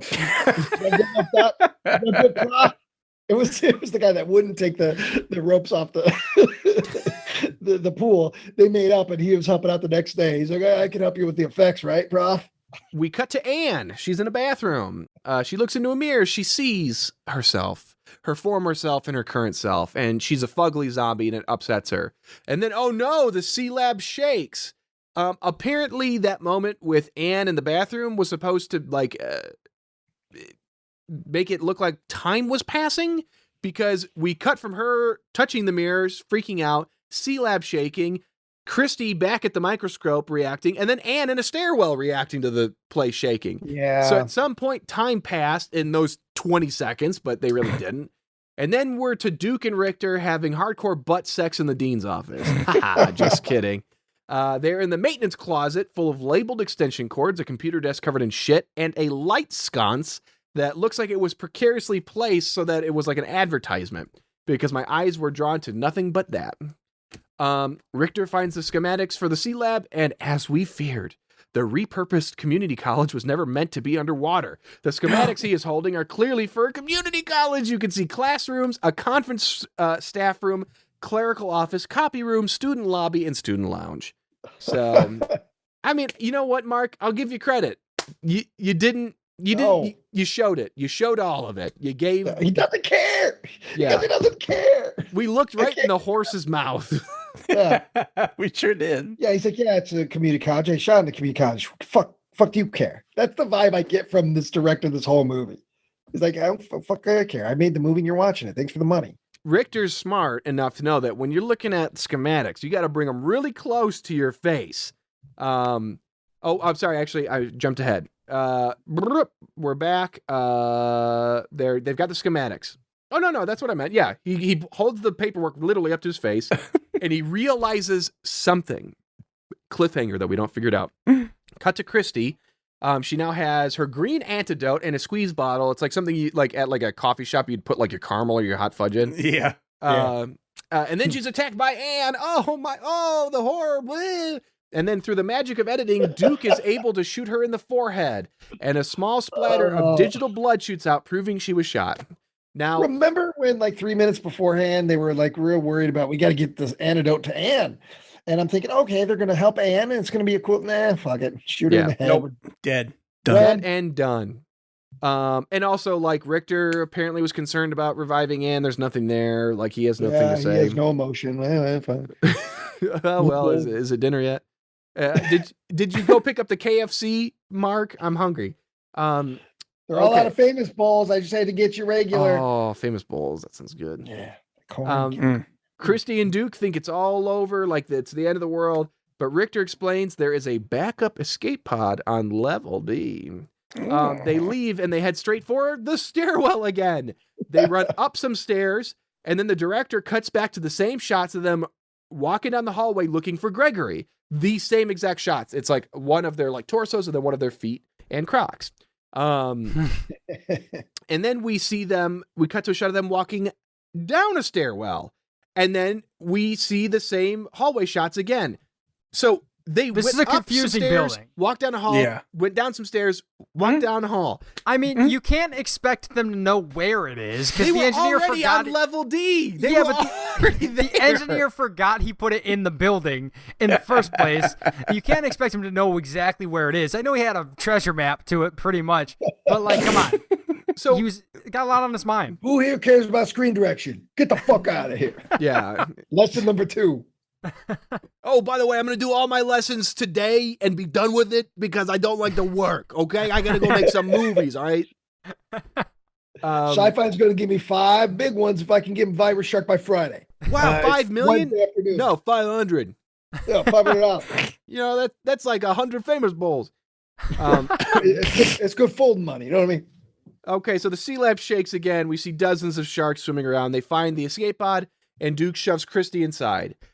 You see, they have to go in one by one because the door is like that turnstile door thing you would see at like a fancy hotel. This was into a like this would have been a door at the college for a black room for developing like photos. Thank you. Because we had one at IVCC. That makes sense. Which, I mean, it's smart to use that door because it's a very unique looking door. Yeah. But there's a black room on the other side. Immediately, I'm like, they've got to decompress it because the air in the escape pod is not the same as in the chamber and all this stuff. Oh, I totally got that, guys. Yeah. But anyways, Christy goes through, Richter goes through, but oh no, when Duke tries to go in, the door closes on him. He gets stuck because the sharks are fucking shit up outside and the place is shaking.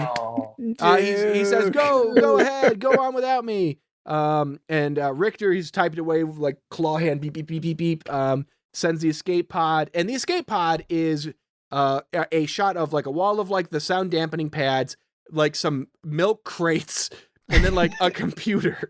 Yeah. Like, Jesus Christ. Also, when they're blasting off, it's very clearly like this is like stock footage of something blasting off from the moon.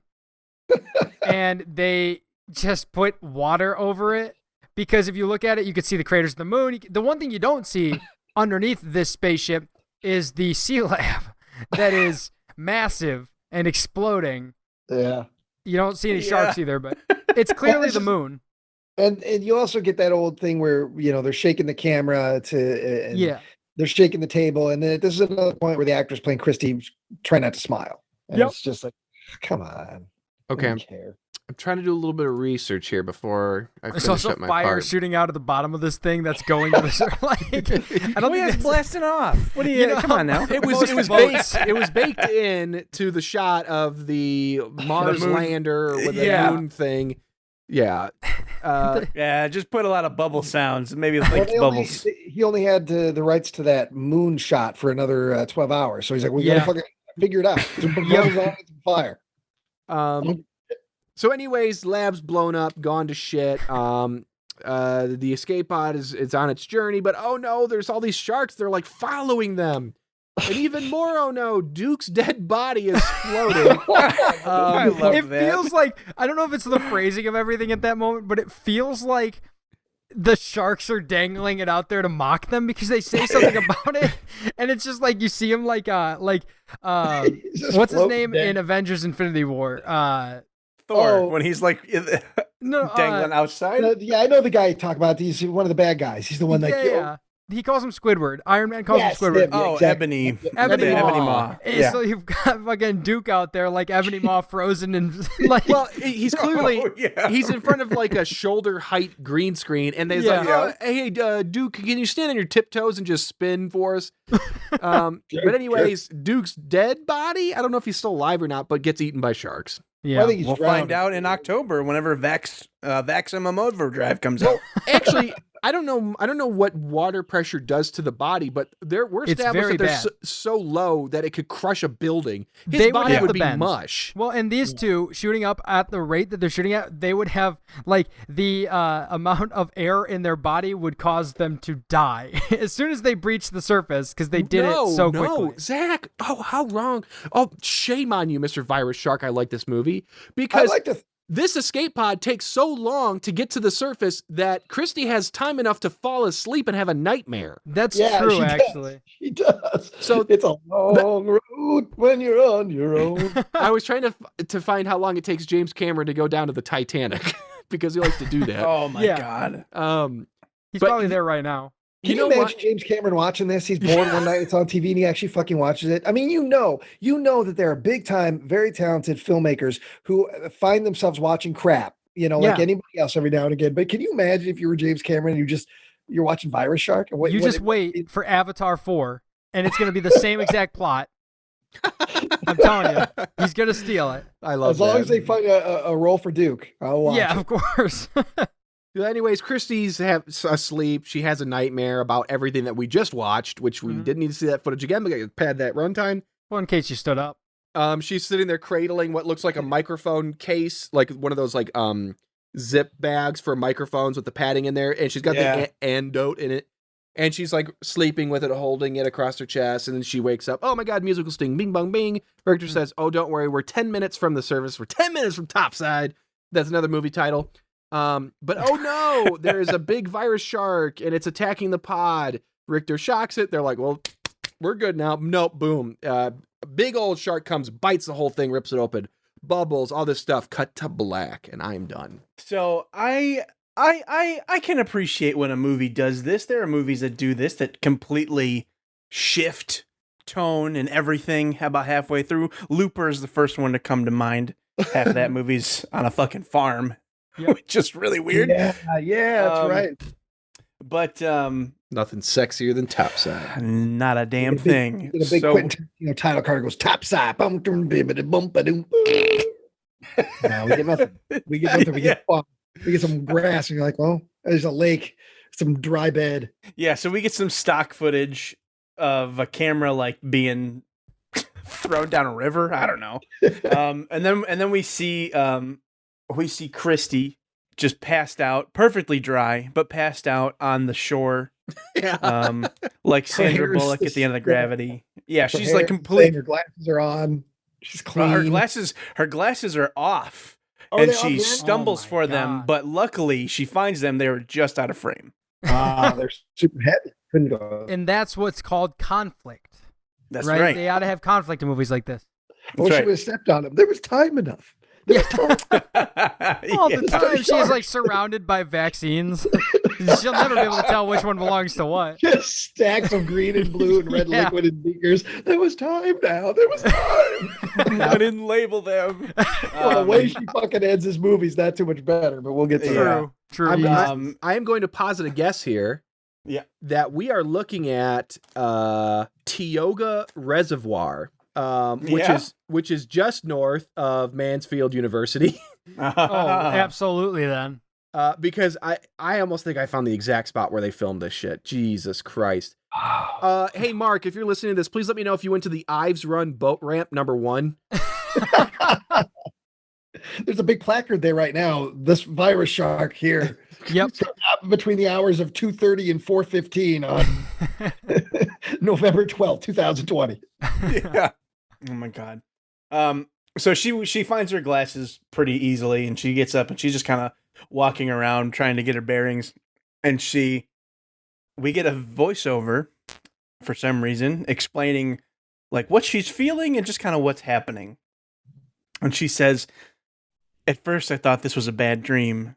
And then I saw the wreckage and I knew what had happened was all too real. I was somewhere, nowhere, Yeah. but at least I was alive and I had the serum." I'm guessing. Oh God, this is when the movie turns into the Omega Man. I don't know if you've seen the Omega Man. It's based on Life on Earth. This is where the fucking movie turns into the Omega Man. Voiced over. She's by herself, and then she gets picked up by some mutant people, and it's just, Yeah. She continues, "I'm guessing Richter is gone, eaten by the mutant shark. I need to find someone, something. a semblance of reality to keep me from going insane. Maybe it's all over. Maybe there is no one else. And then she's in a state park. Maybe Tyler can find which trail she was on, because she's very clearly on a nicely manicured trail. Looks delightful. Yeah. But it doesn't look like it's the post-apocalypse. Well, we have some state game land. Okay. The Tioga Hammond Lakes Recreation Area. It's like a very specific round of GeoGuessr. I don't know if you guys have seen that. Yes. Because there's a river that runs along Mansfield. What is this river name? Like, it's not even worthy of a name. Mansfield River. I don't know if it's Maybe Lamb's Creek, because I see Irish a lot of Lake. Lamb's Creek. Okay. Well, the funny thing, in Polonia's filmography, he makes a lot of movies that are in the woods. The Bigfoot movie, he's made some Camp Blood slasher movies. And so when this scene happens, I'm like, of course. I thought to myself, maybe he owns this land. Maybe this is a family farm. And that's why he makes so many movies out in the woods. And even his movie about a shark or sharks. And now we're in the land. Now we're in the woods. I'm like, I thought this was a fucking shark movie. And now we're in the woods. Yeah, I was definitely expectations. Subverting That's right. expectations, exactly. Just like a good just filmmaker like, does. Ryan Yep. Johnson style. yeah, you know. Yes. Well, hey, that's Looper, baby. Exactly. Bringing it back. Tell me Looping this back isn't to a that. shot-for-shot remake of Looper. You tell yeah. me. I'm just saying, hey, this chubby fella who's got maybe 2.5 arms removed, maybe that's Joseph Gordon-Levitt in a suit. Could be. I don't know. Maybe it's that creepy little boy Maybe. who had them powers for some reason. Anyway, she's going around Starved Rock State Park. She finds this guy face down. She finds this. He's a big boy. He looks like one of us, but he's laying on the ground, and there's 2 severed arms next to him. Yeah. One of his arms is underneath of him, and the other one is like up like this. This is meaningless for our audio listeners, but it's like above his head, and you can see his whole arm. So one of those arms isn't his. Right. Or maybe it's his third arm. I don't understand. Did Maybe. he eat this guy? Is he a marauder? He ate somebody, but is saving the arms for later? Maybe. Well, This guy's we don't know about the Marauders yet. So I didn't even look. I was like, oh, there's a dead guy, but he's not that disheveled. He's not dirty because he's probably on lunch. So he just came out and laid down real quick and got the shot. Yeah, he's got to get back to Best Buy after this shot. Yeah, I was like, oh, there's a dead guy. Which to me just meant that she's going to be coming upon more stuff. She's coming upon one body. Now she's probably getting closer to, civilization, perhaps. Yeah. I was hoping we were going to get like a big king shark looking like a real low budget. Land shark. I thought for sure the whole movie looked like shit because they spent their $50 budget on some rubber head that was going to be on somebody. I kind of got that a little bit here in a minute. Spoilers, but not quite. They could have been like zombievers. Like at the end, someone could have turned into a shark, which would have been. I thought Anne was going to do that. Nope. Well, here's a spoiler for an old movie that maybe no one will ever watch, but I'm going to ruin the ending for you. But it's one of my favorite endings. It's a movie called Rats: Night of Terror, and that movie's post-apocalyptic, and it's about this gang of people, and they drive through the destroyed cities looking for food and everything, and they come upon underground. The premise of the movie is that the world has ended and the rich people are living underground. The poor people stayed up top with the top side essentially. And it was like post-apocalyptic, but then it's a rat movie. It turns into a rat movie, but the very fucking end of the movie, the main actress is saved by a bunch of people in hazmat suits that are coming from underground. You think it's the rich scientists. They take their masks off and they're huge fucking rat people. So I was hoping, and then that's the way the movie ends. It's a great ending. And I was thinking to myself, what if topside, the virus shark, you slowly turn into a fucking land shark? We never got that far down the stairs, but up. And then, she was just talking to shark people. Then this movie would have been great. Even if it was shitty effects, I'd have been like the balls on this to be like, it turned into Planet of the Apes just with sharks. And the virus turns you into a shark person. That would have been awesome. I would love that. Well, that doesn't happen. Here's what does happen. Spoiler. So she rolls up to this this guy from Best Buy who may or may not be losing some arms, and she asks him, "I'm Christy. Do you know where I am? Do you know where I could find some help?" Like she's like an 8-year-old. Yeah. He obviously doesn't say a word. He's presumably dead. And she says, I see.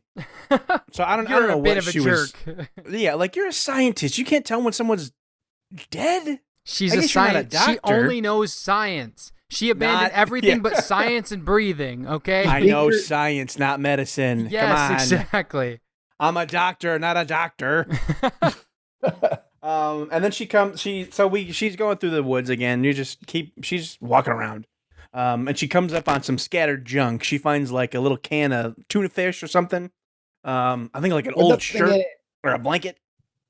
Yep. Just a bunch of garbage. Like a string. Yeah. And then she just like happens upon this barn, or a garage or whatever in a clearing. She goes in, she finds another can of food, and she's like, well, this is about as close as I'm going to get to fast food or something. She has some fast food line. Yeah. And there's nothing in the can because the director didn't care. They didn't put nothing in the can. It's probably the same can. Yeah, It's probably the same can. All right, hey, pick that up. We got to use it again in the next shot. Like, she pretends to eat, but you see she takes nothing out of the can and puts something in her mouth. It's like, well, you couldn't have put a squeeze of tuna fish. Come on. You just don't care. She's allergic. Maybe she was allergic. You know, maybe could be. Cheeto in it. They could have found a bag of Cheetos then or something. I'm saving up for a big rant here, Ryan. So I'm right there along with you. I get it. So she goes into this very well kept, well lit barn that is maybe supposed to be spooky. I don't really know. It just looked nice. It's like, hey, we're in somebody's barn. We're in someone's garage. She looks around, doesn't find much, and then these two characters just kind of appear from off screen. They're brand new characters. An hour into this hour and 15-minute movie, we get brand new characters. And they say, we learn that there's no authority here, and they decide that she's clean, and they introduce themselves. So you got this big dummy. His name is Mace. There's an older lady, somebody's grandma, whose name is JoJo. And then I'm going to guess JoJo's real life husband, because he looks like her grandpa, whose name is Garbage. So they basically have her like detained. They're just kind of like standing on either side of her menacingly. Right. And Mace, the big guy, he takes the serum and like smacks her across the face with it. And then he explains, this whole world's gone to hell. People and places don't matter anymore. Which is why they must have abandoned their real God-given names and chose Garbage and Mace. Garbage, Mace, and JoJo. I love the idea. How long has Shovid been a thing? Do we know? Because it feels like it hasn't been that long, but society has completely deteriorated. Well, was the lab made after it hit? Yeah. Yep. Yeah. They made as soon as it hit. So it probably at the point that we were in the COVID pandemic. Well, so we it's all been had a year COVID and names, months. right? We all had COVID names. Like as soon as COVID hit, we said, "I'm not Zach anymore. I'm Trash." That's true. You know what I mean? Like I chose true. a new name that was flattering to myself, like Trash Can or Garbage. You know, something along those lines. Yeah, I'm Salad Bowl. Yeah, we all had our names. I could finally introduce myself as Ass Eater, and nobody, blinked. Yeah.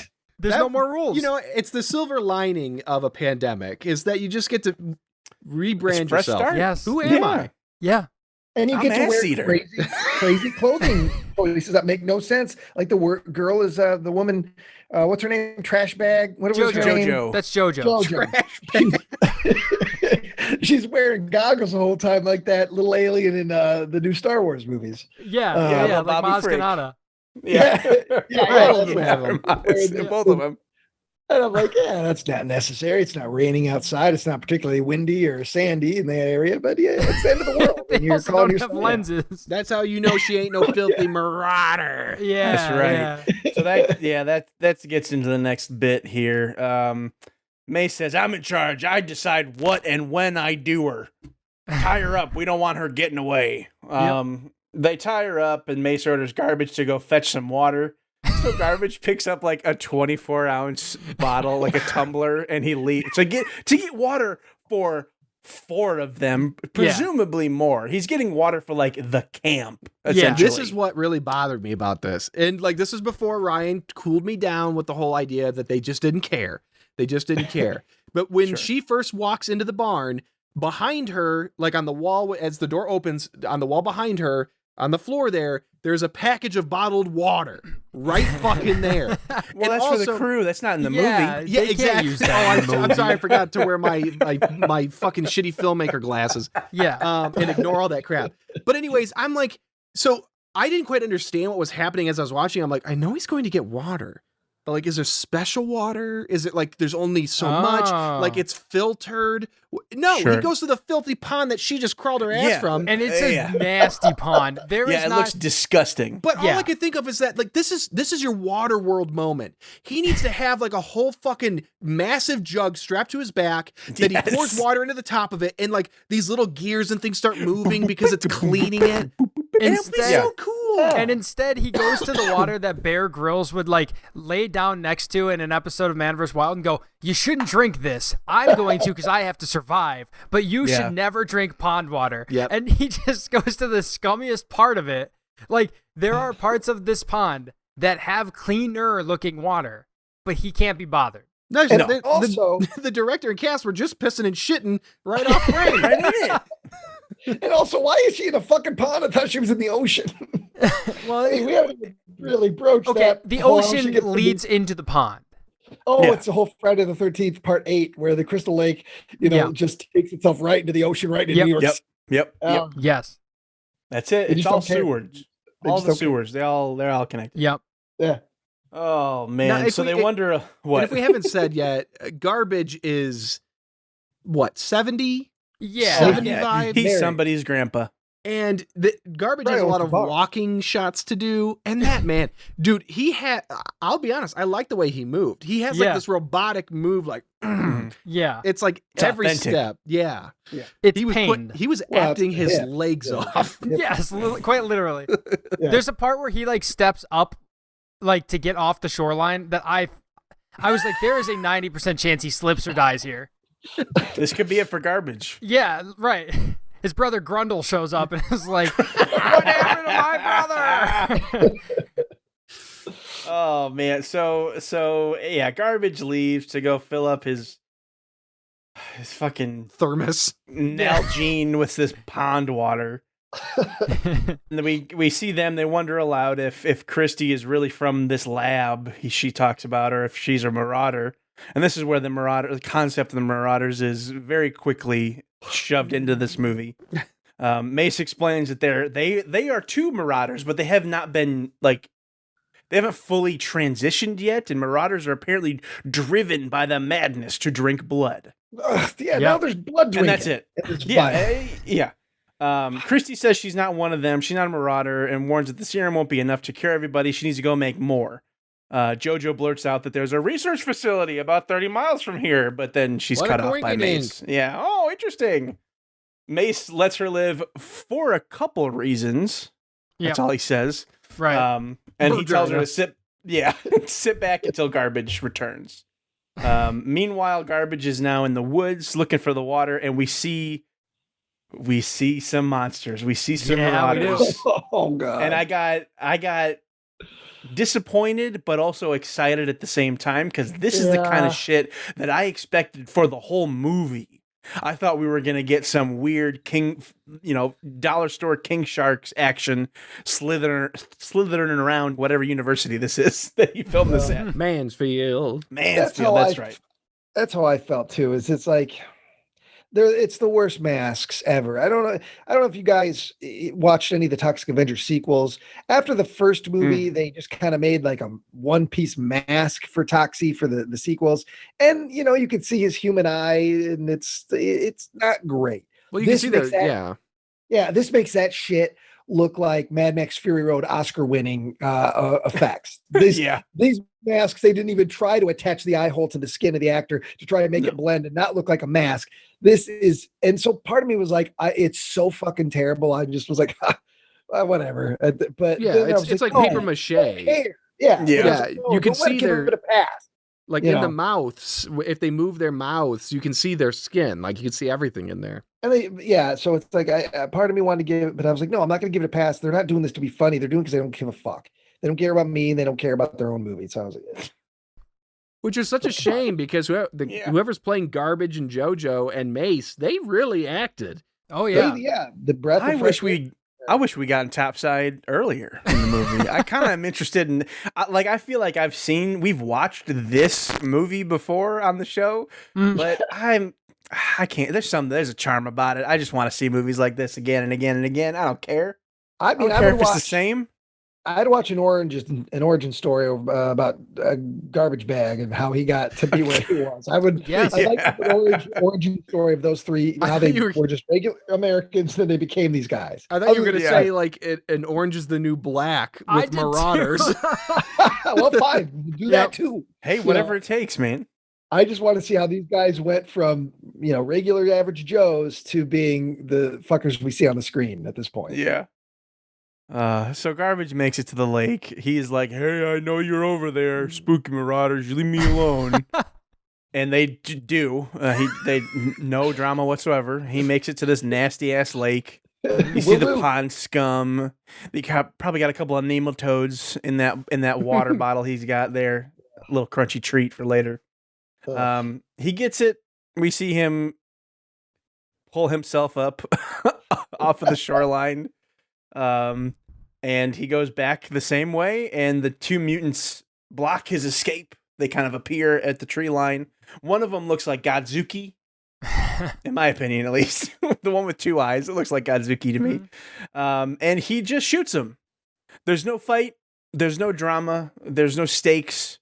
There's no nothing. He just bang, bang. Yeah. And he says, 2 down. More to go. Garbage is he's a stone cold killer. That's right. And then he slowly walks out of frame, and that's it for me. Yeah. That was Professor Polonia's Indiana Jones moment. He's like, I want the audience is going to think that there's going to be a standoff, and nope, he just shoots him. Yep. That works as a bit in like the middle of your action movie. That hits pretty hard. That's pretty fucking funny. It doesn't work as like the finale though. No, not at all. No, because there's no, we don't have time to really connect with like Garbage, because this line of like, "I'm not one of you yet, come and get it," is like, in a good movie could have been like he's transforming into one of them, but he's not going to let that stop him from doing what's right. But we don't have time for that. You know what I mean? Like the end of Overlord. Yeah, exactly. Like we don't have time for the Overlord moment, because we got garbage. We got garbage moments, and that's it. That's a big hero moment that happens after you've spent time with characters. Now, when introduced Old Man River and put a hat on him and a news cap and said, "Here," and they pretend you're named as Garbage Ball. Yeah. What if Garbage was his real name, and that's why they kept it in there? What if it was, but it wasn't pronounced garbage? It was garbage. Garbage. Pissed. Yeah. I think there's an SNL sketch that's kind of like that with As We Pay. That's right. Everyone keeps getting angry. It's this whole sketch. I don't mean to digress, but it's a great sketch where Nicolas Cage, he's trying to name his kid. He and his wife, they're going to have a baby, and every name that she comes up with, he comes up with ways to make fun of it. No, we can't call that because kids could call it, and it gets absurd. And then at the end, there's a knock on the door, and it's like the FedEx guy, and he goes, "Yeah, I got a package for Mr. Asswipe," and Nicolas Cage goes, "It's As We Pay," and that's my favorite. That's one of my favorite bits. So this Garbage makes his triumphant return back to camp, where we find out that he has left the door wide open, which. Security 101. But he hasn't returned yet. We cut back to creepy Mace is like feeling up Christy with a gun, like he's gonna do some bad stuff, and he looks over and sees JoJo nodding off. So I thought this was about to get terrible, like horrible, and he was like, "Oh, she's sleeping," now to take advantage of it. But instead he wakes her up and is like, "Hey, stop sleeping," and she shrinks out like a dog that's been yelled at. And then Mace is just like, "You're real purty," which I also love.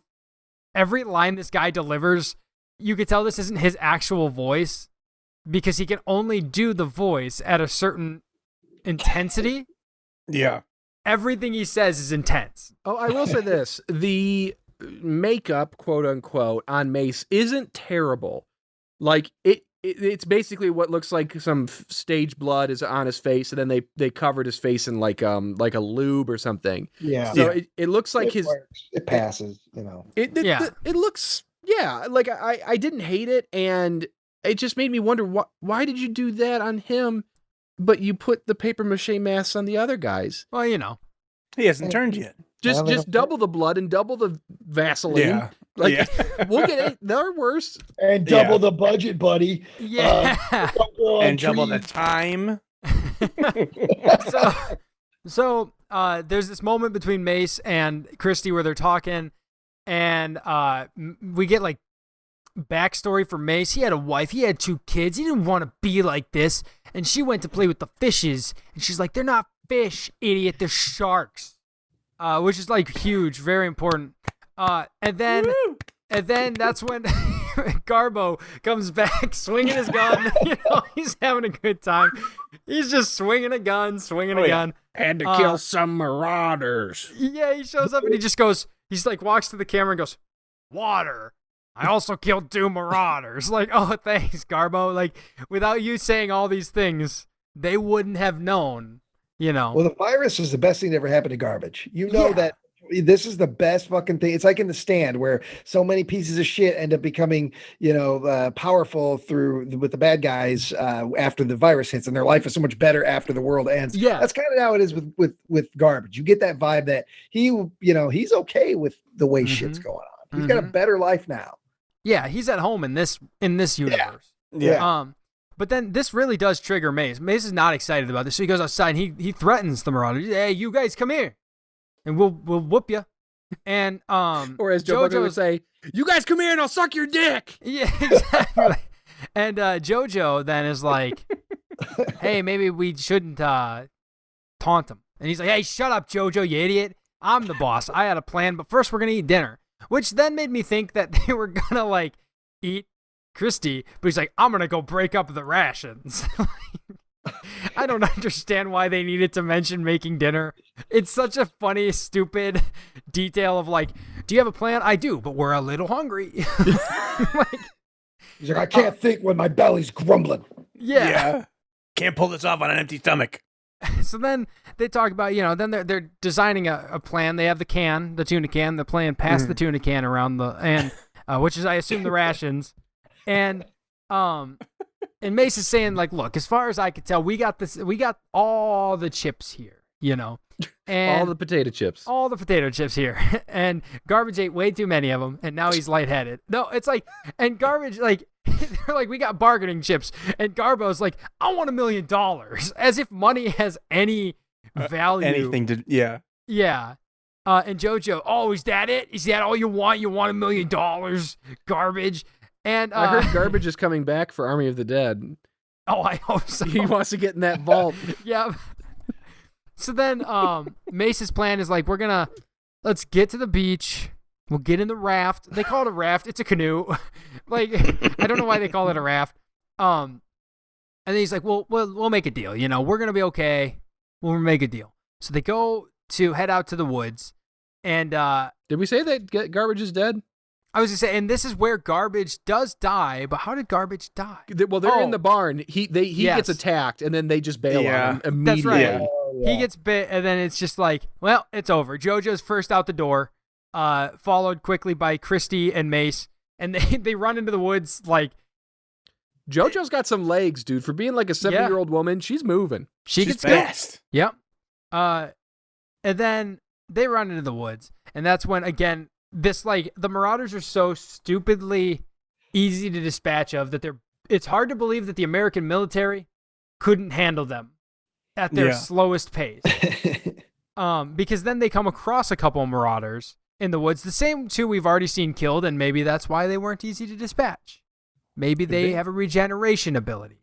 Ooh. Maybe. Do sharks regenerate at all? Anything we can steal from them? Yep. Maybe. Let's find out. Yes, they probably do. Have you ever seen a shark die? No. Never. Exactly. So. Ooh, sharks have the ability to continuously regenerate their teeth. There you go. And they were shot in the teeth by Garbage. The tooth is in the head. You shot in the head. Head comes back. That's easy. Yeah. That's what the virus says. It gives them extra power. So before nature, you regenerate a tooth. Now you regenerate a skull. Yep. Hey, makes sense to me. This guys, is all I'm in. Making sense.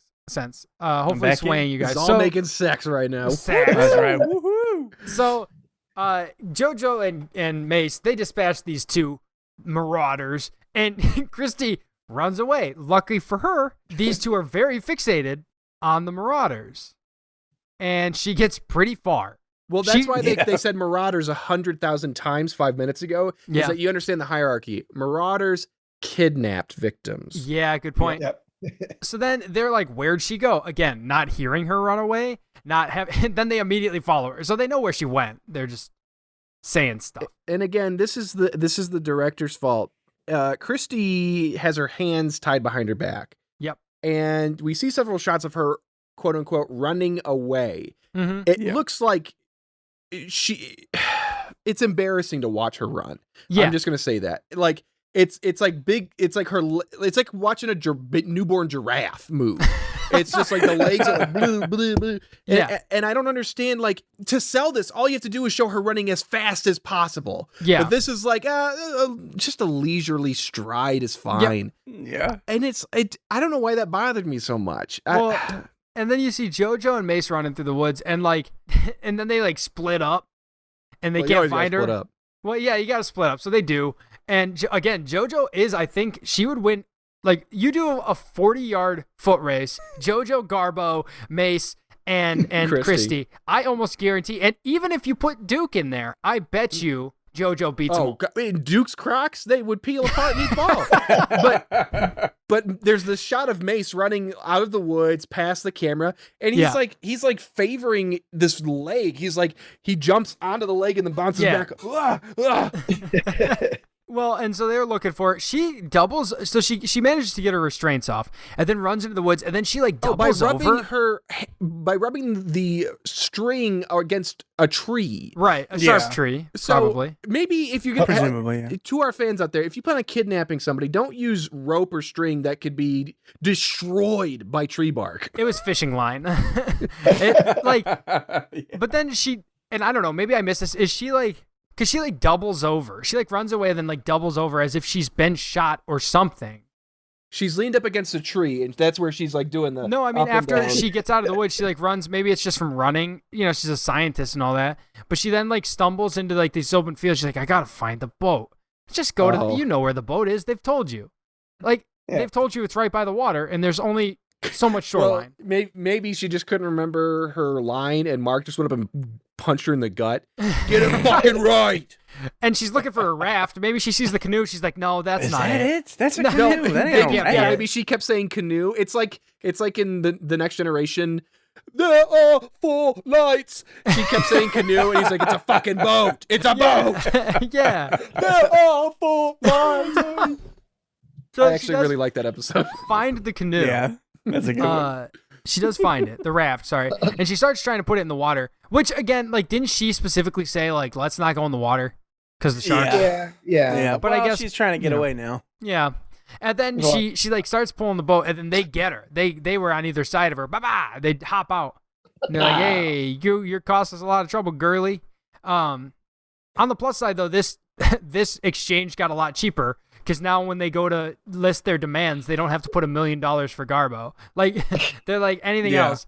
But then they capture her. They tell JoJo, hey, put the boat in the water. And we see this fin that must have been like a cardboard cutout fin, like across. Like, we know it's in there. You know? Yeah.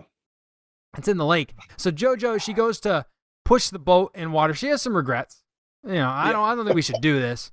But Mace is calling the shots. He's like, hey, get it in there. And then the most visceral, brutal, realistic shark attack that this movie has to offer happens where JoJo gets bit in the head. It just hops out and bites her right in the head. Yep. Well, it's huge. Remember, it's a massive shark. Right. Yeah. And I'll tell you, I've been bemoaning the fact that I don't think anybody in this movie is trying or caring. Her death screams, that actress really it wasn't like no, geez. She fucking belted it with all her might, and that took a lot out of her. I hope this was like Alien, like they didn't tell her it was gonna happen. Like with the chest burster. And yank on her. And that was just actresses' real shrieks of terror and horror. Yeah. I hope. You know. So JoJo, she gets dispatched up very quick because of the virus shark. And that's when Mace is like, you know what, this is it. I'm tired of this. I'm gonna shoot Christy. And then and, an army man wearing presumably the salad bowl that Trevor farts into for sound effects. That's as a the helmet. one. That's And the one. A coat they picked up at Gander That's the Mountain director. shows up. Is it really? Yeah, I that's think him. it is. I've seen pictures of the director. I'm pretty sure that's him. So you can it see is, by his yeah. line delivery. I mean, how the fuck could this guy direct? If that's what he thinks giving a line is, at that point, I was like, oh, well, it's obvious, man. Jeez. Well, and he has the same gun that Mace does. I Yep. bet they use the exact actual same Yeah. gun. Oh, yeah. Oh, yeah. It's Sure, also like yeah. I don't know what that is. Like that looks like it's a paintball gun or something. It's not a real model of gun in any capacity. I have no idea. Well, they had with the virus shark in the future, the gun building or manufacturer shut down, but people still need munitions, and so that's a futuristic gun. No, That's a good no, point. that looks like that's like a World War II gun. It does look like it might I be a feel like World I War use II. that in Medal of Honor 2. Yeah, it kind of looks like an MP40, but it's like it might be an airsoft MP40 You or fucking something. nerd, Zach. That does what it is. What it I looks play like. a lot of Call of Duty. Okay. Yeah, you. That's true. You I call do. a doo-doo head. I got 3 Warzone dubs today. I have Wow. Yeah. Nice. So I'm pretty good. Yeah. Well, is your character's name garbage? Then get out of here. No, it's not. It should be from now on. Yeah. Have you killed any marauders today? I don't give Damn a it. fuck. Then. No, I didn't. You're How many right. sharks you fight? Yeah, Zero. exactly. How many thermoses full of dysentery water did you guzzle down? One. How much cat food you eat? 0. Damn it. You're right. I'm only half the man garbage I ever was. You That's need right. to live that virus shark life, man. This gun, it must be, I don't know. It's a bunch of You're pieces really they threw hung up on together. That's a gun. Well, because now That's you a had to gun. bring up it looks like a World War II gun. I have no idea. Anyway, he saves her and is like, hey, you're the only survivor? And she's like, yep. And he's like, so you got the cure? And she's like, yeah, I do. And he's like, okay, cool. Because there are like literally about 130 people left on the planet. We need the cure now. It's like he tells her that they're like, it's just me and you and like 130 of my friends. And that's like all that's left. Yeah, but where are those 130 friends at? They're on a boat. No. They're No. on a submarine, motherfucker. Oh, that's right. They are on a submarine. Now, A submarine here's the with thing a about chain the link submarine. fence. A chain link fence and a large, like, football field stadium light attached Yes. very far Oh, away now from I gotta her. find that. Where's It's, is it- hold on, I just saw it. No, I meant like in real life. Oh, yeah. Because that's, so you can see it at 112, by the way. I'm fairly sure that's the football stadium. Yeah, no, you can see the uprights right when she Yes. falls off the boat. You can see the uprights. Or maybe it was at the high school nearby. It might No, be no, the no, nearby no, high no. school. The college, they've got one. If you, They got football field. yeah, if you're coming off of Roosevelt Highway, take a left onto Stadium Drive.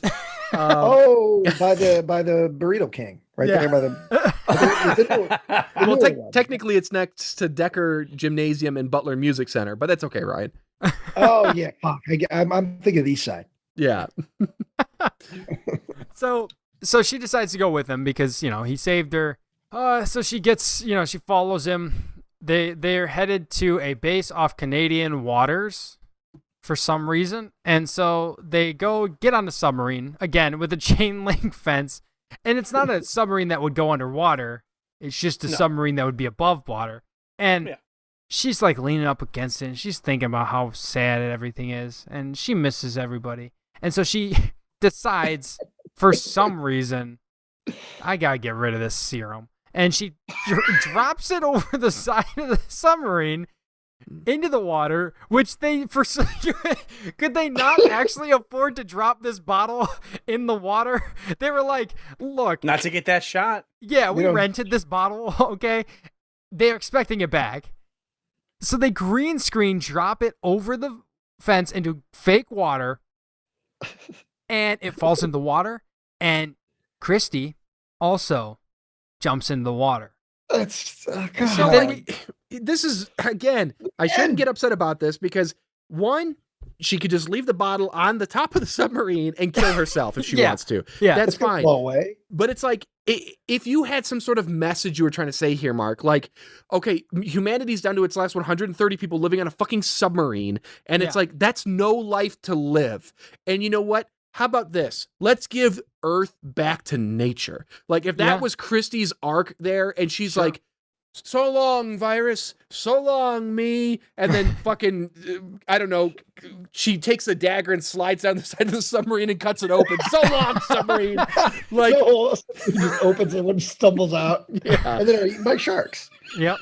like, That'd be great. That would be fine. But you have done nothing to establish It's clearly she has shark madness.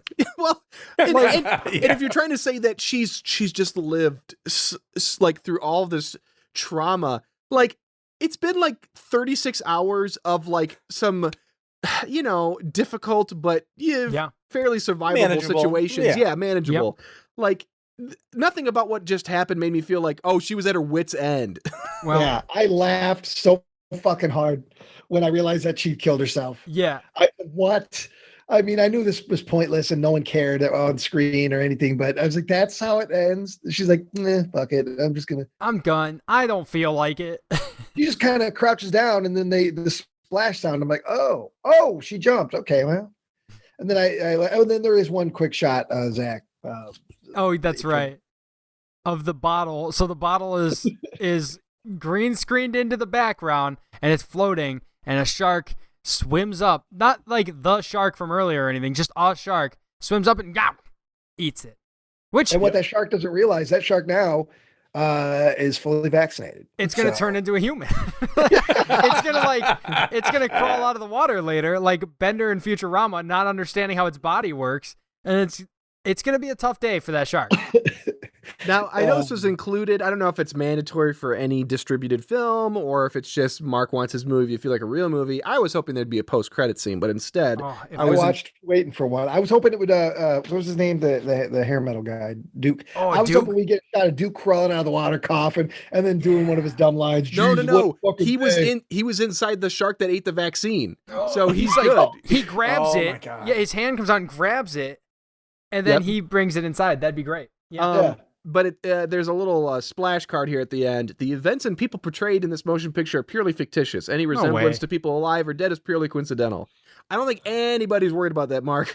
I was a little nervous, but I'm glad. Maybe, he probably put that there because they're like, well, we're doing so close to COVID. We don't want people thinking we're shit talking the vaccines or how quick the vaccines are. Who knows? But so they were like, well, we put that up there. We're obviously not talking about Moderna or Pfizer.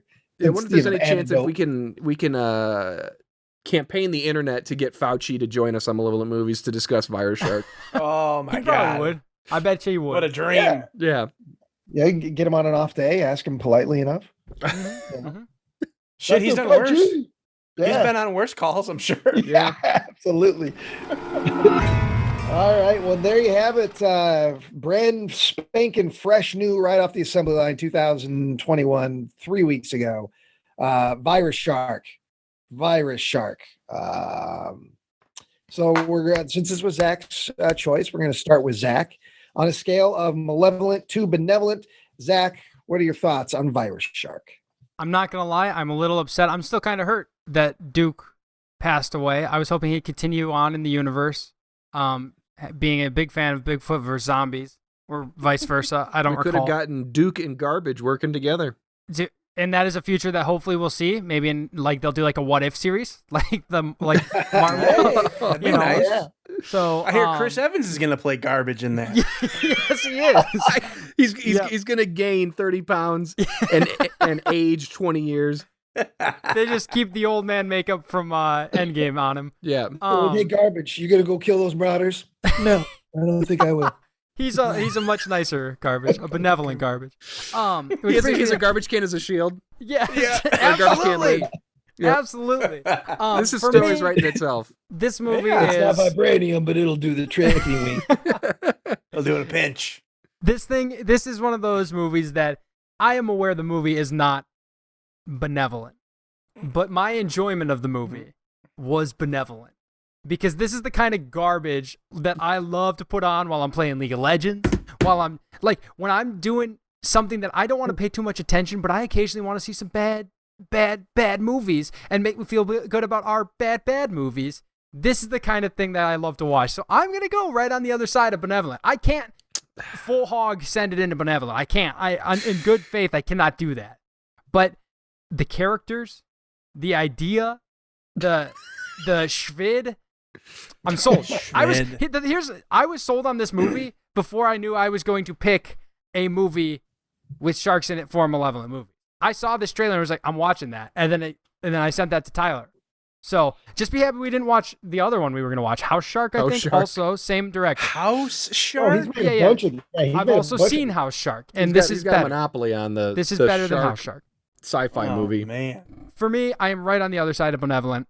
I know where Malevolent's like, hey, come on, like Malevolent's on the other side, just like trying to get me, and it just can't quite reach me.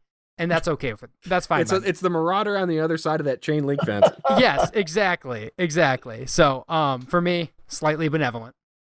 Let's go with. I want Ryan last, so I'm gonna go with Trevor. I'm gonna try to order this one in my way of most frustrated. Sure. I wasn't too frustrated with this. Oh boy. I don't want to say I enjoyed it. But I kind of did. Like I said earlier, I think because we haven't really done one of these in a bit, it's been a little bit since we watched a movie, done an episode, recorded an episode at least. And this one had a lot of the juice that I like. It was pretty short, even though it felt long. It was easy to get through. I was a little disappointed that there wasn't a big shark monster type thing like it looks apparently like they did in House Shark. I see a big paper mache looking head on Google Images here. But yeah, I did like some of the characters. I liked Garbage and JoJo and Mace at the end. As much as I kind of love to hate him for what's his name, Duke. Yeah, Howard Stern, blonde Howard Stern.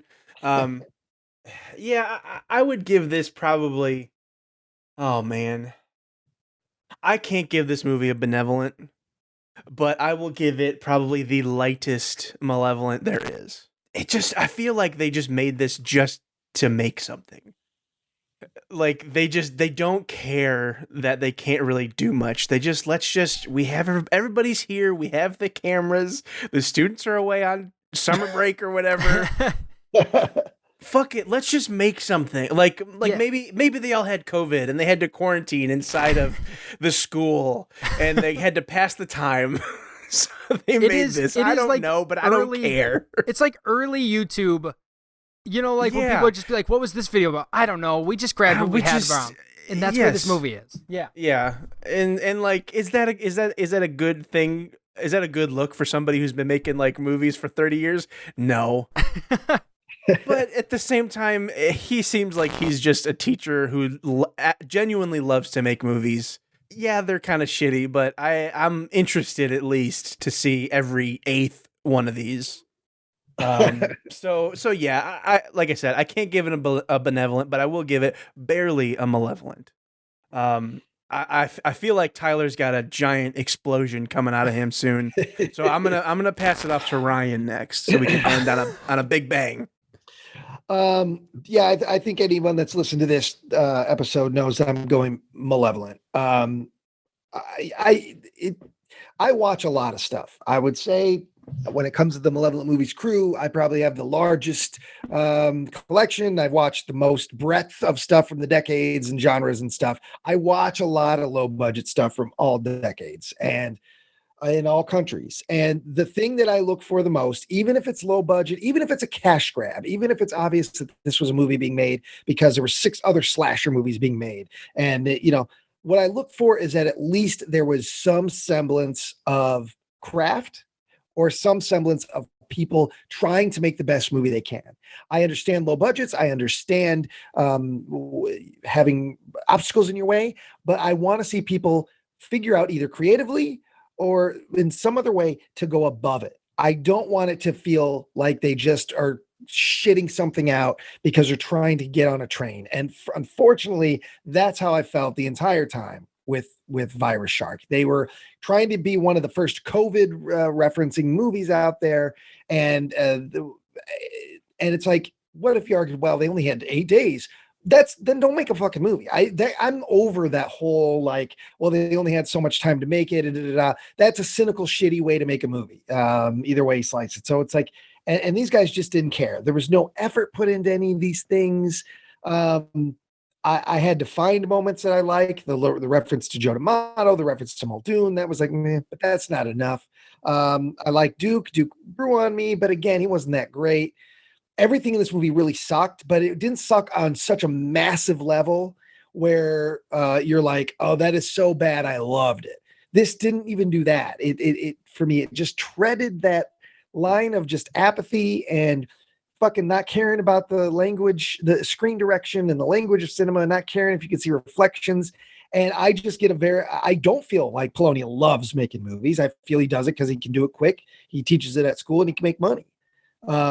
He might have started out loving movies, but if he loved movies, he would have tried harder. The 8 days or not, it felt very like a cash grab to me. And that doesn't mean I wouldn't watch Bigfoot vs. Zombie now that I know, or whatever it was, now that Duke's in it. I know it's going to be shit, but I'm semi interested now just to see. But ultimately I got to give it a hard Malevolent, because I just don't think they cared, and I can't give them any credit, unfortunately. And plus, it's a fucking movie about sharks, and most of them, the whole end of the movie's in the woods. Come on. I can't give the subvert thing on that one. I can't give it the subvert card on that one. That was not having money and not caring. Tyler, bring us on home. Yeah, like I know you guys are kind of anticipating an explosion. I'm torn. It's not benevolent. I am going to say that much. It's either on the line or it's Tozer and Malevolent. But so prior to this, it was absolutely Malevolent. And this is a film that I'm not going to give, like, sometimes I've changed my mind based on the conversations we have. Right. It brings me together with the gang. I love chatting with you guys. It's been so long. But I feel like I can't do that with this because it's irresponsible. Like this movie doesn't earn it, and like Ryan thankfully was able to subdue my rage by trying to get me to understand they just don't care. So it's like, why should I invest my rage in something where they didn't ask for it to begin with? They didn't care. So, but I did enjoy looking up Mansfield University and digging into the backstory of Mark. And so here's what I'm going to say. Virus Shark is a mess. It's a disaster. Absolutely right. Tried to capitalize on COVID. For some reason, decided sharks were the best way to go with that. Maybe they thought nobody else would do sharks and a virus or something. Fine. You did it for your bucks or whatever you wanted to do, or you wanted to have fun. I don't know. Maybe you guys just did it to have fun, and that's fine. Maybe you're laughing at us right now. You're listening to this podcast, you're laughing at me, and you're like, he's malevolent.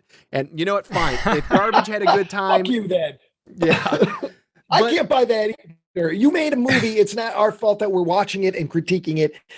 We're not the assholes for wanting to see something competent. You didn't care enough to give it to us. Yeah. If that's the fucking case. So I'm going to rage. It's almost like I just want to say, I don't even want to rate it just because you're not a movie, Virus Shark. You're not a movie. Fuck you. But I have to because it is.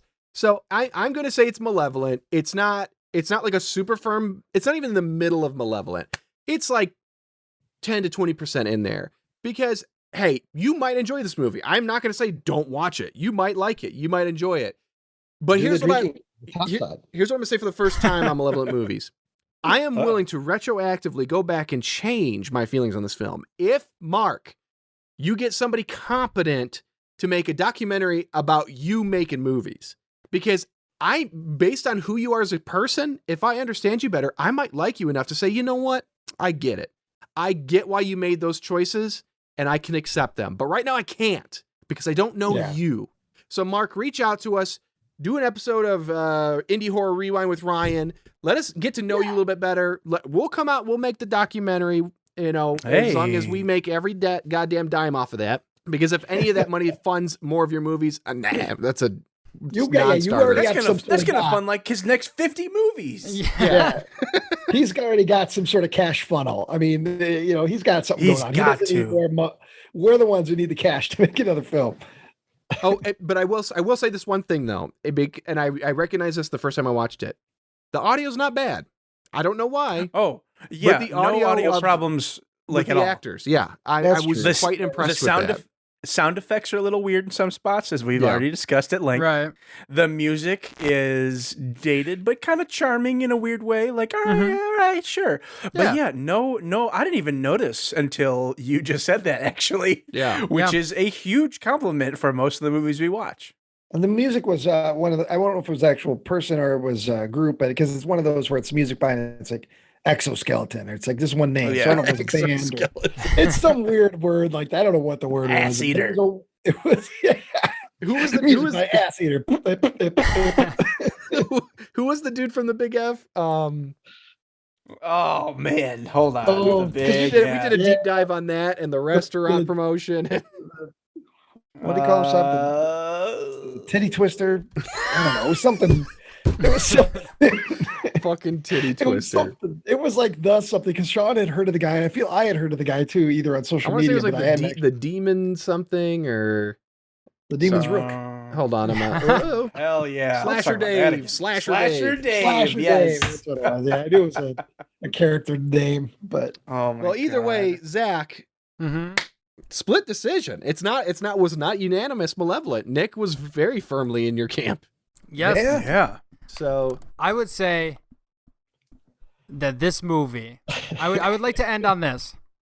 This movie currently sits at a 2.7. don't you On don't you IMDb. do what I think you're about to do, you Sickness son of a bitch. House. Fuck you. Currently sits at a 2.1 on IMDb. Well, you know what? The fans have said IMDb, Rotten Tomatoes, trash. New York Times, What do the trash. fans know? Malevolence and Benevolent those rating. three guys suck. Sickness House, 4 Benevolence to 1 Malevolent. This movie had more locations.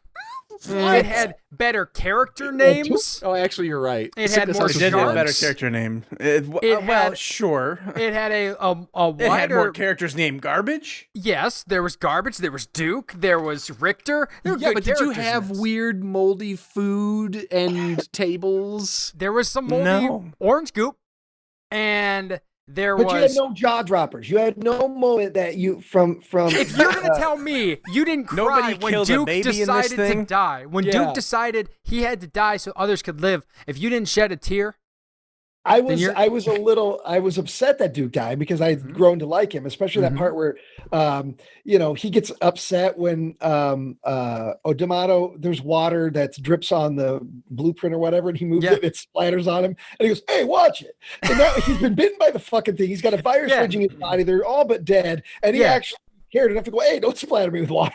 yeah. I Shit will like say that. I this.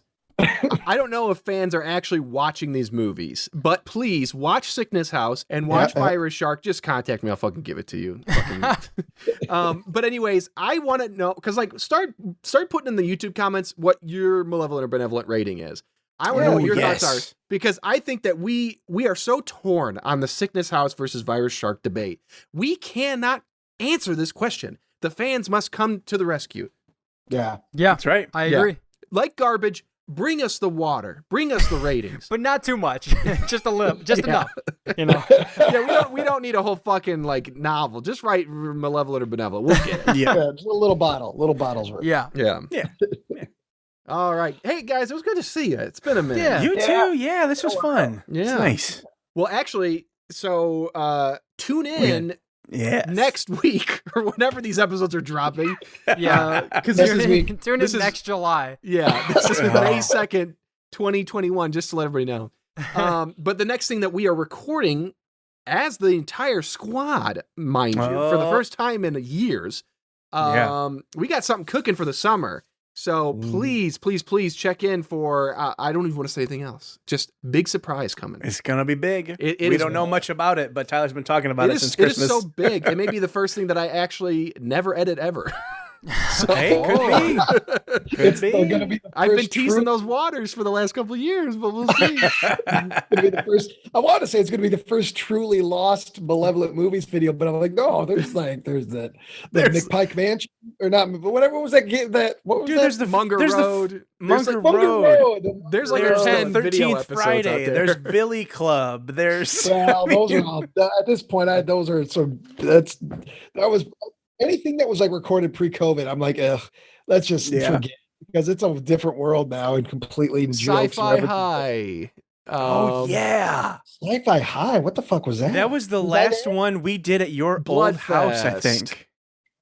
Oh, was that Sci-Fi the High. doo-wop one? With the Yes, singing? it's like a disclaimer? yep, it's a Oh, musical. Jesus Christ, I forgot that. I So, still- yeah, that was right before I moved. I still Which have is coming up 3 on 2 Malevolent years. matinee episodes. Oh, you have Slender. shit. Slender. Joe Oh, and I recorded a Dune commentary last June. Oh, In that one anticipation of that couldn't the get new released Dune. because you guys got out of sync. Something happened there. Oh. Yeah. Well, we can always redo it because that was going to be for Dune, and then of course Wait a it got minute. delayed. Have we watched two so. Slender Man movies? Yes. Slender Man Yeah. and Slender. Oh my god. We that could do short 3. film, Slender. Which Which was one a is short film? Slender? We watched a short film. Was that Slender? Slender was the It was a one. No, that was a feature film, but it was like about a group of friends that play a prank or something, and the last 40 minutes is them in a building at night doing. I don't fucking know. I don't remember I do that. remember us Maybe I watching wasn't on a that short one. film though. There was One of like the bar movie- scenes in the beginning. Yeah, we Yes. watched God, I really don't remember that. I don't remember that one. I do remember that one of the nights we ended up watching a second short film on Amazon, and I want to say it was a Slender Man Oh, reference. that was the same day. It was Okay. those two friends. Oh, It was yes. yes. That's the only thing something I with can think of. something with a butt or a fart. Yep. There something like was a that. salad bowl fart in there somewhere. Yeah. Yeah. I just didn't fully work Those- for that flick. Those should be just lost to time at this point. Since that, like I said, it's all pre-COVID. It's Lock them in a vault and edit them in 10 years. yeah. If there's any Oh my goofs, God. 1 or 2 goofs out of each of them, and we can make an anniversary special. All right. Well, hey guys, it was good to see you. Good to hear from you. Big things coming this summer. Hopefully they come out when they're supposed to come out. We'll We'll get see them. what happens. Yeah.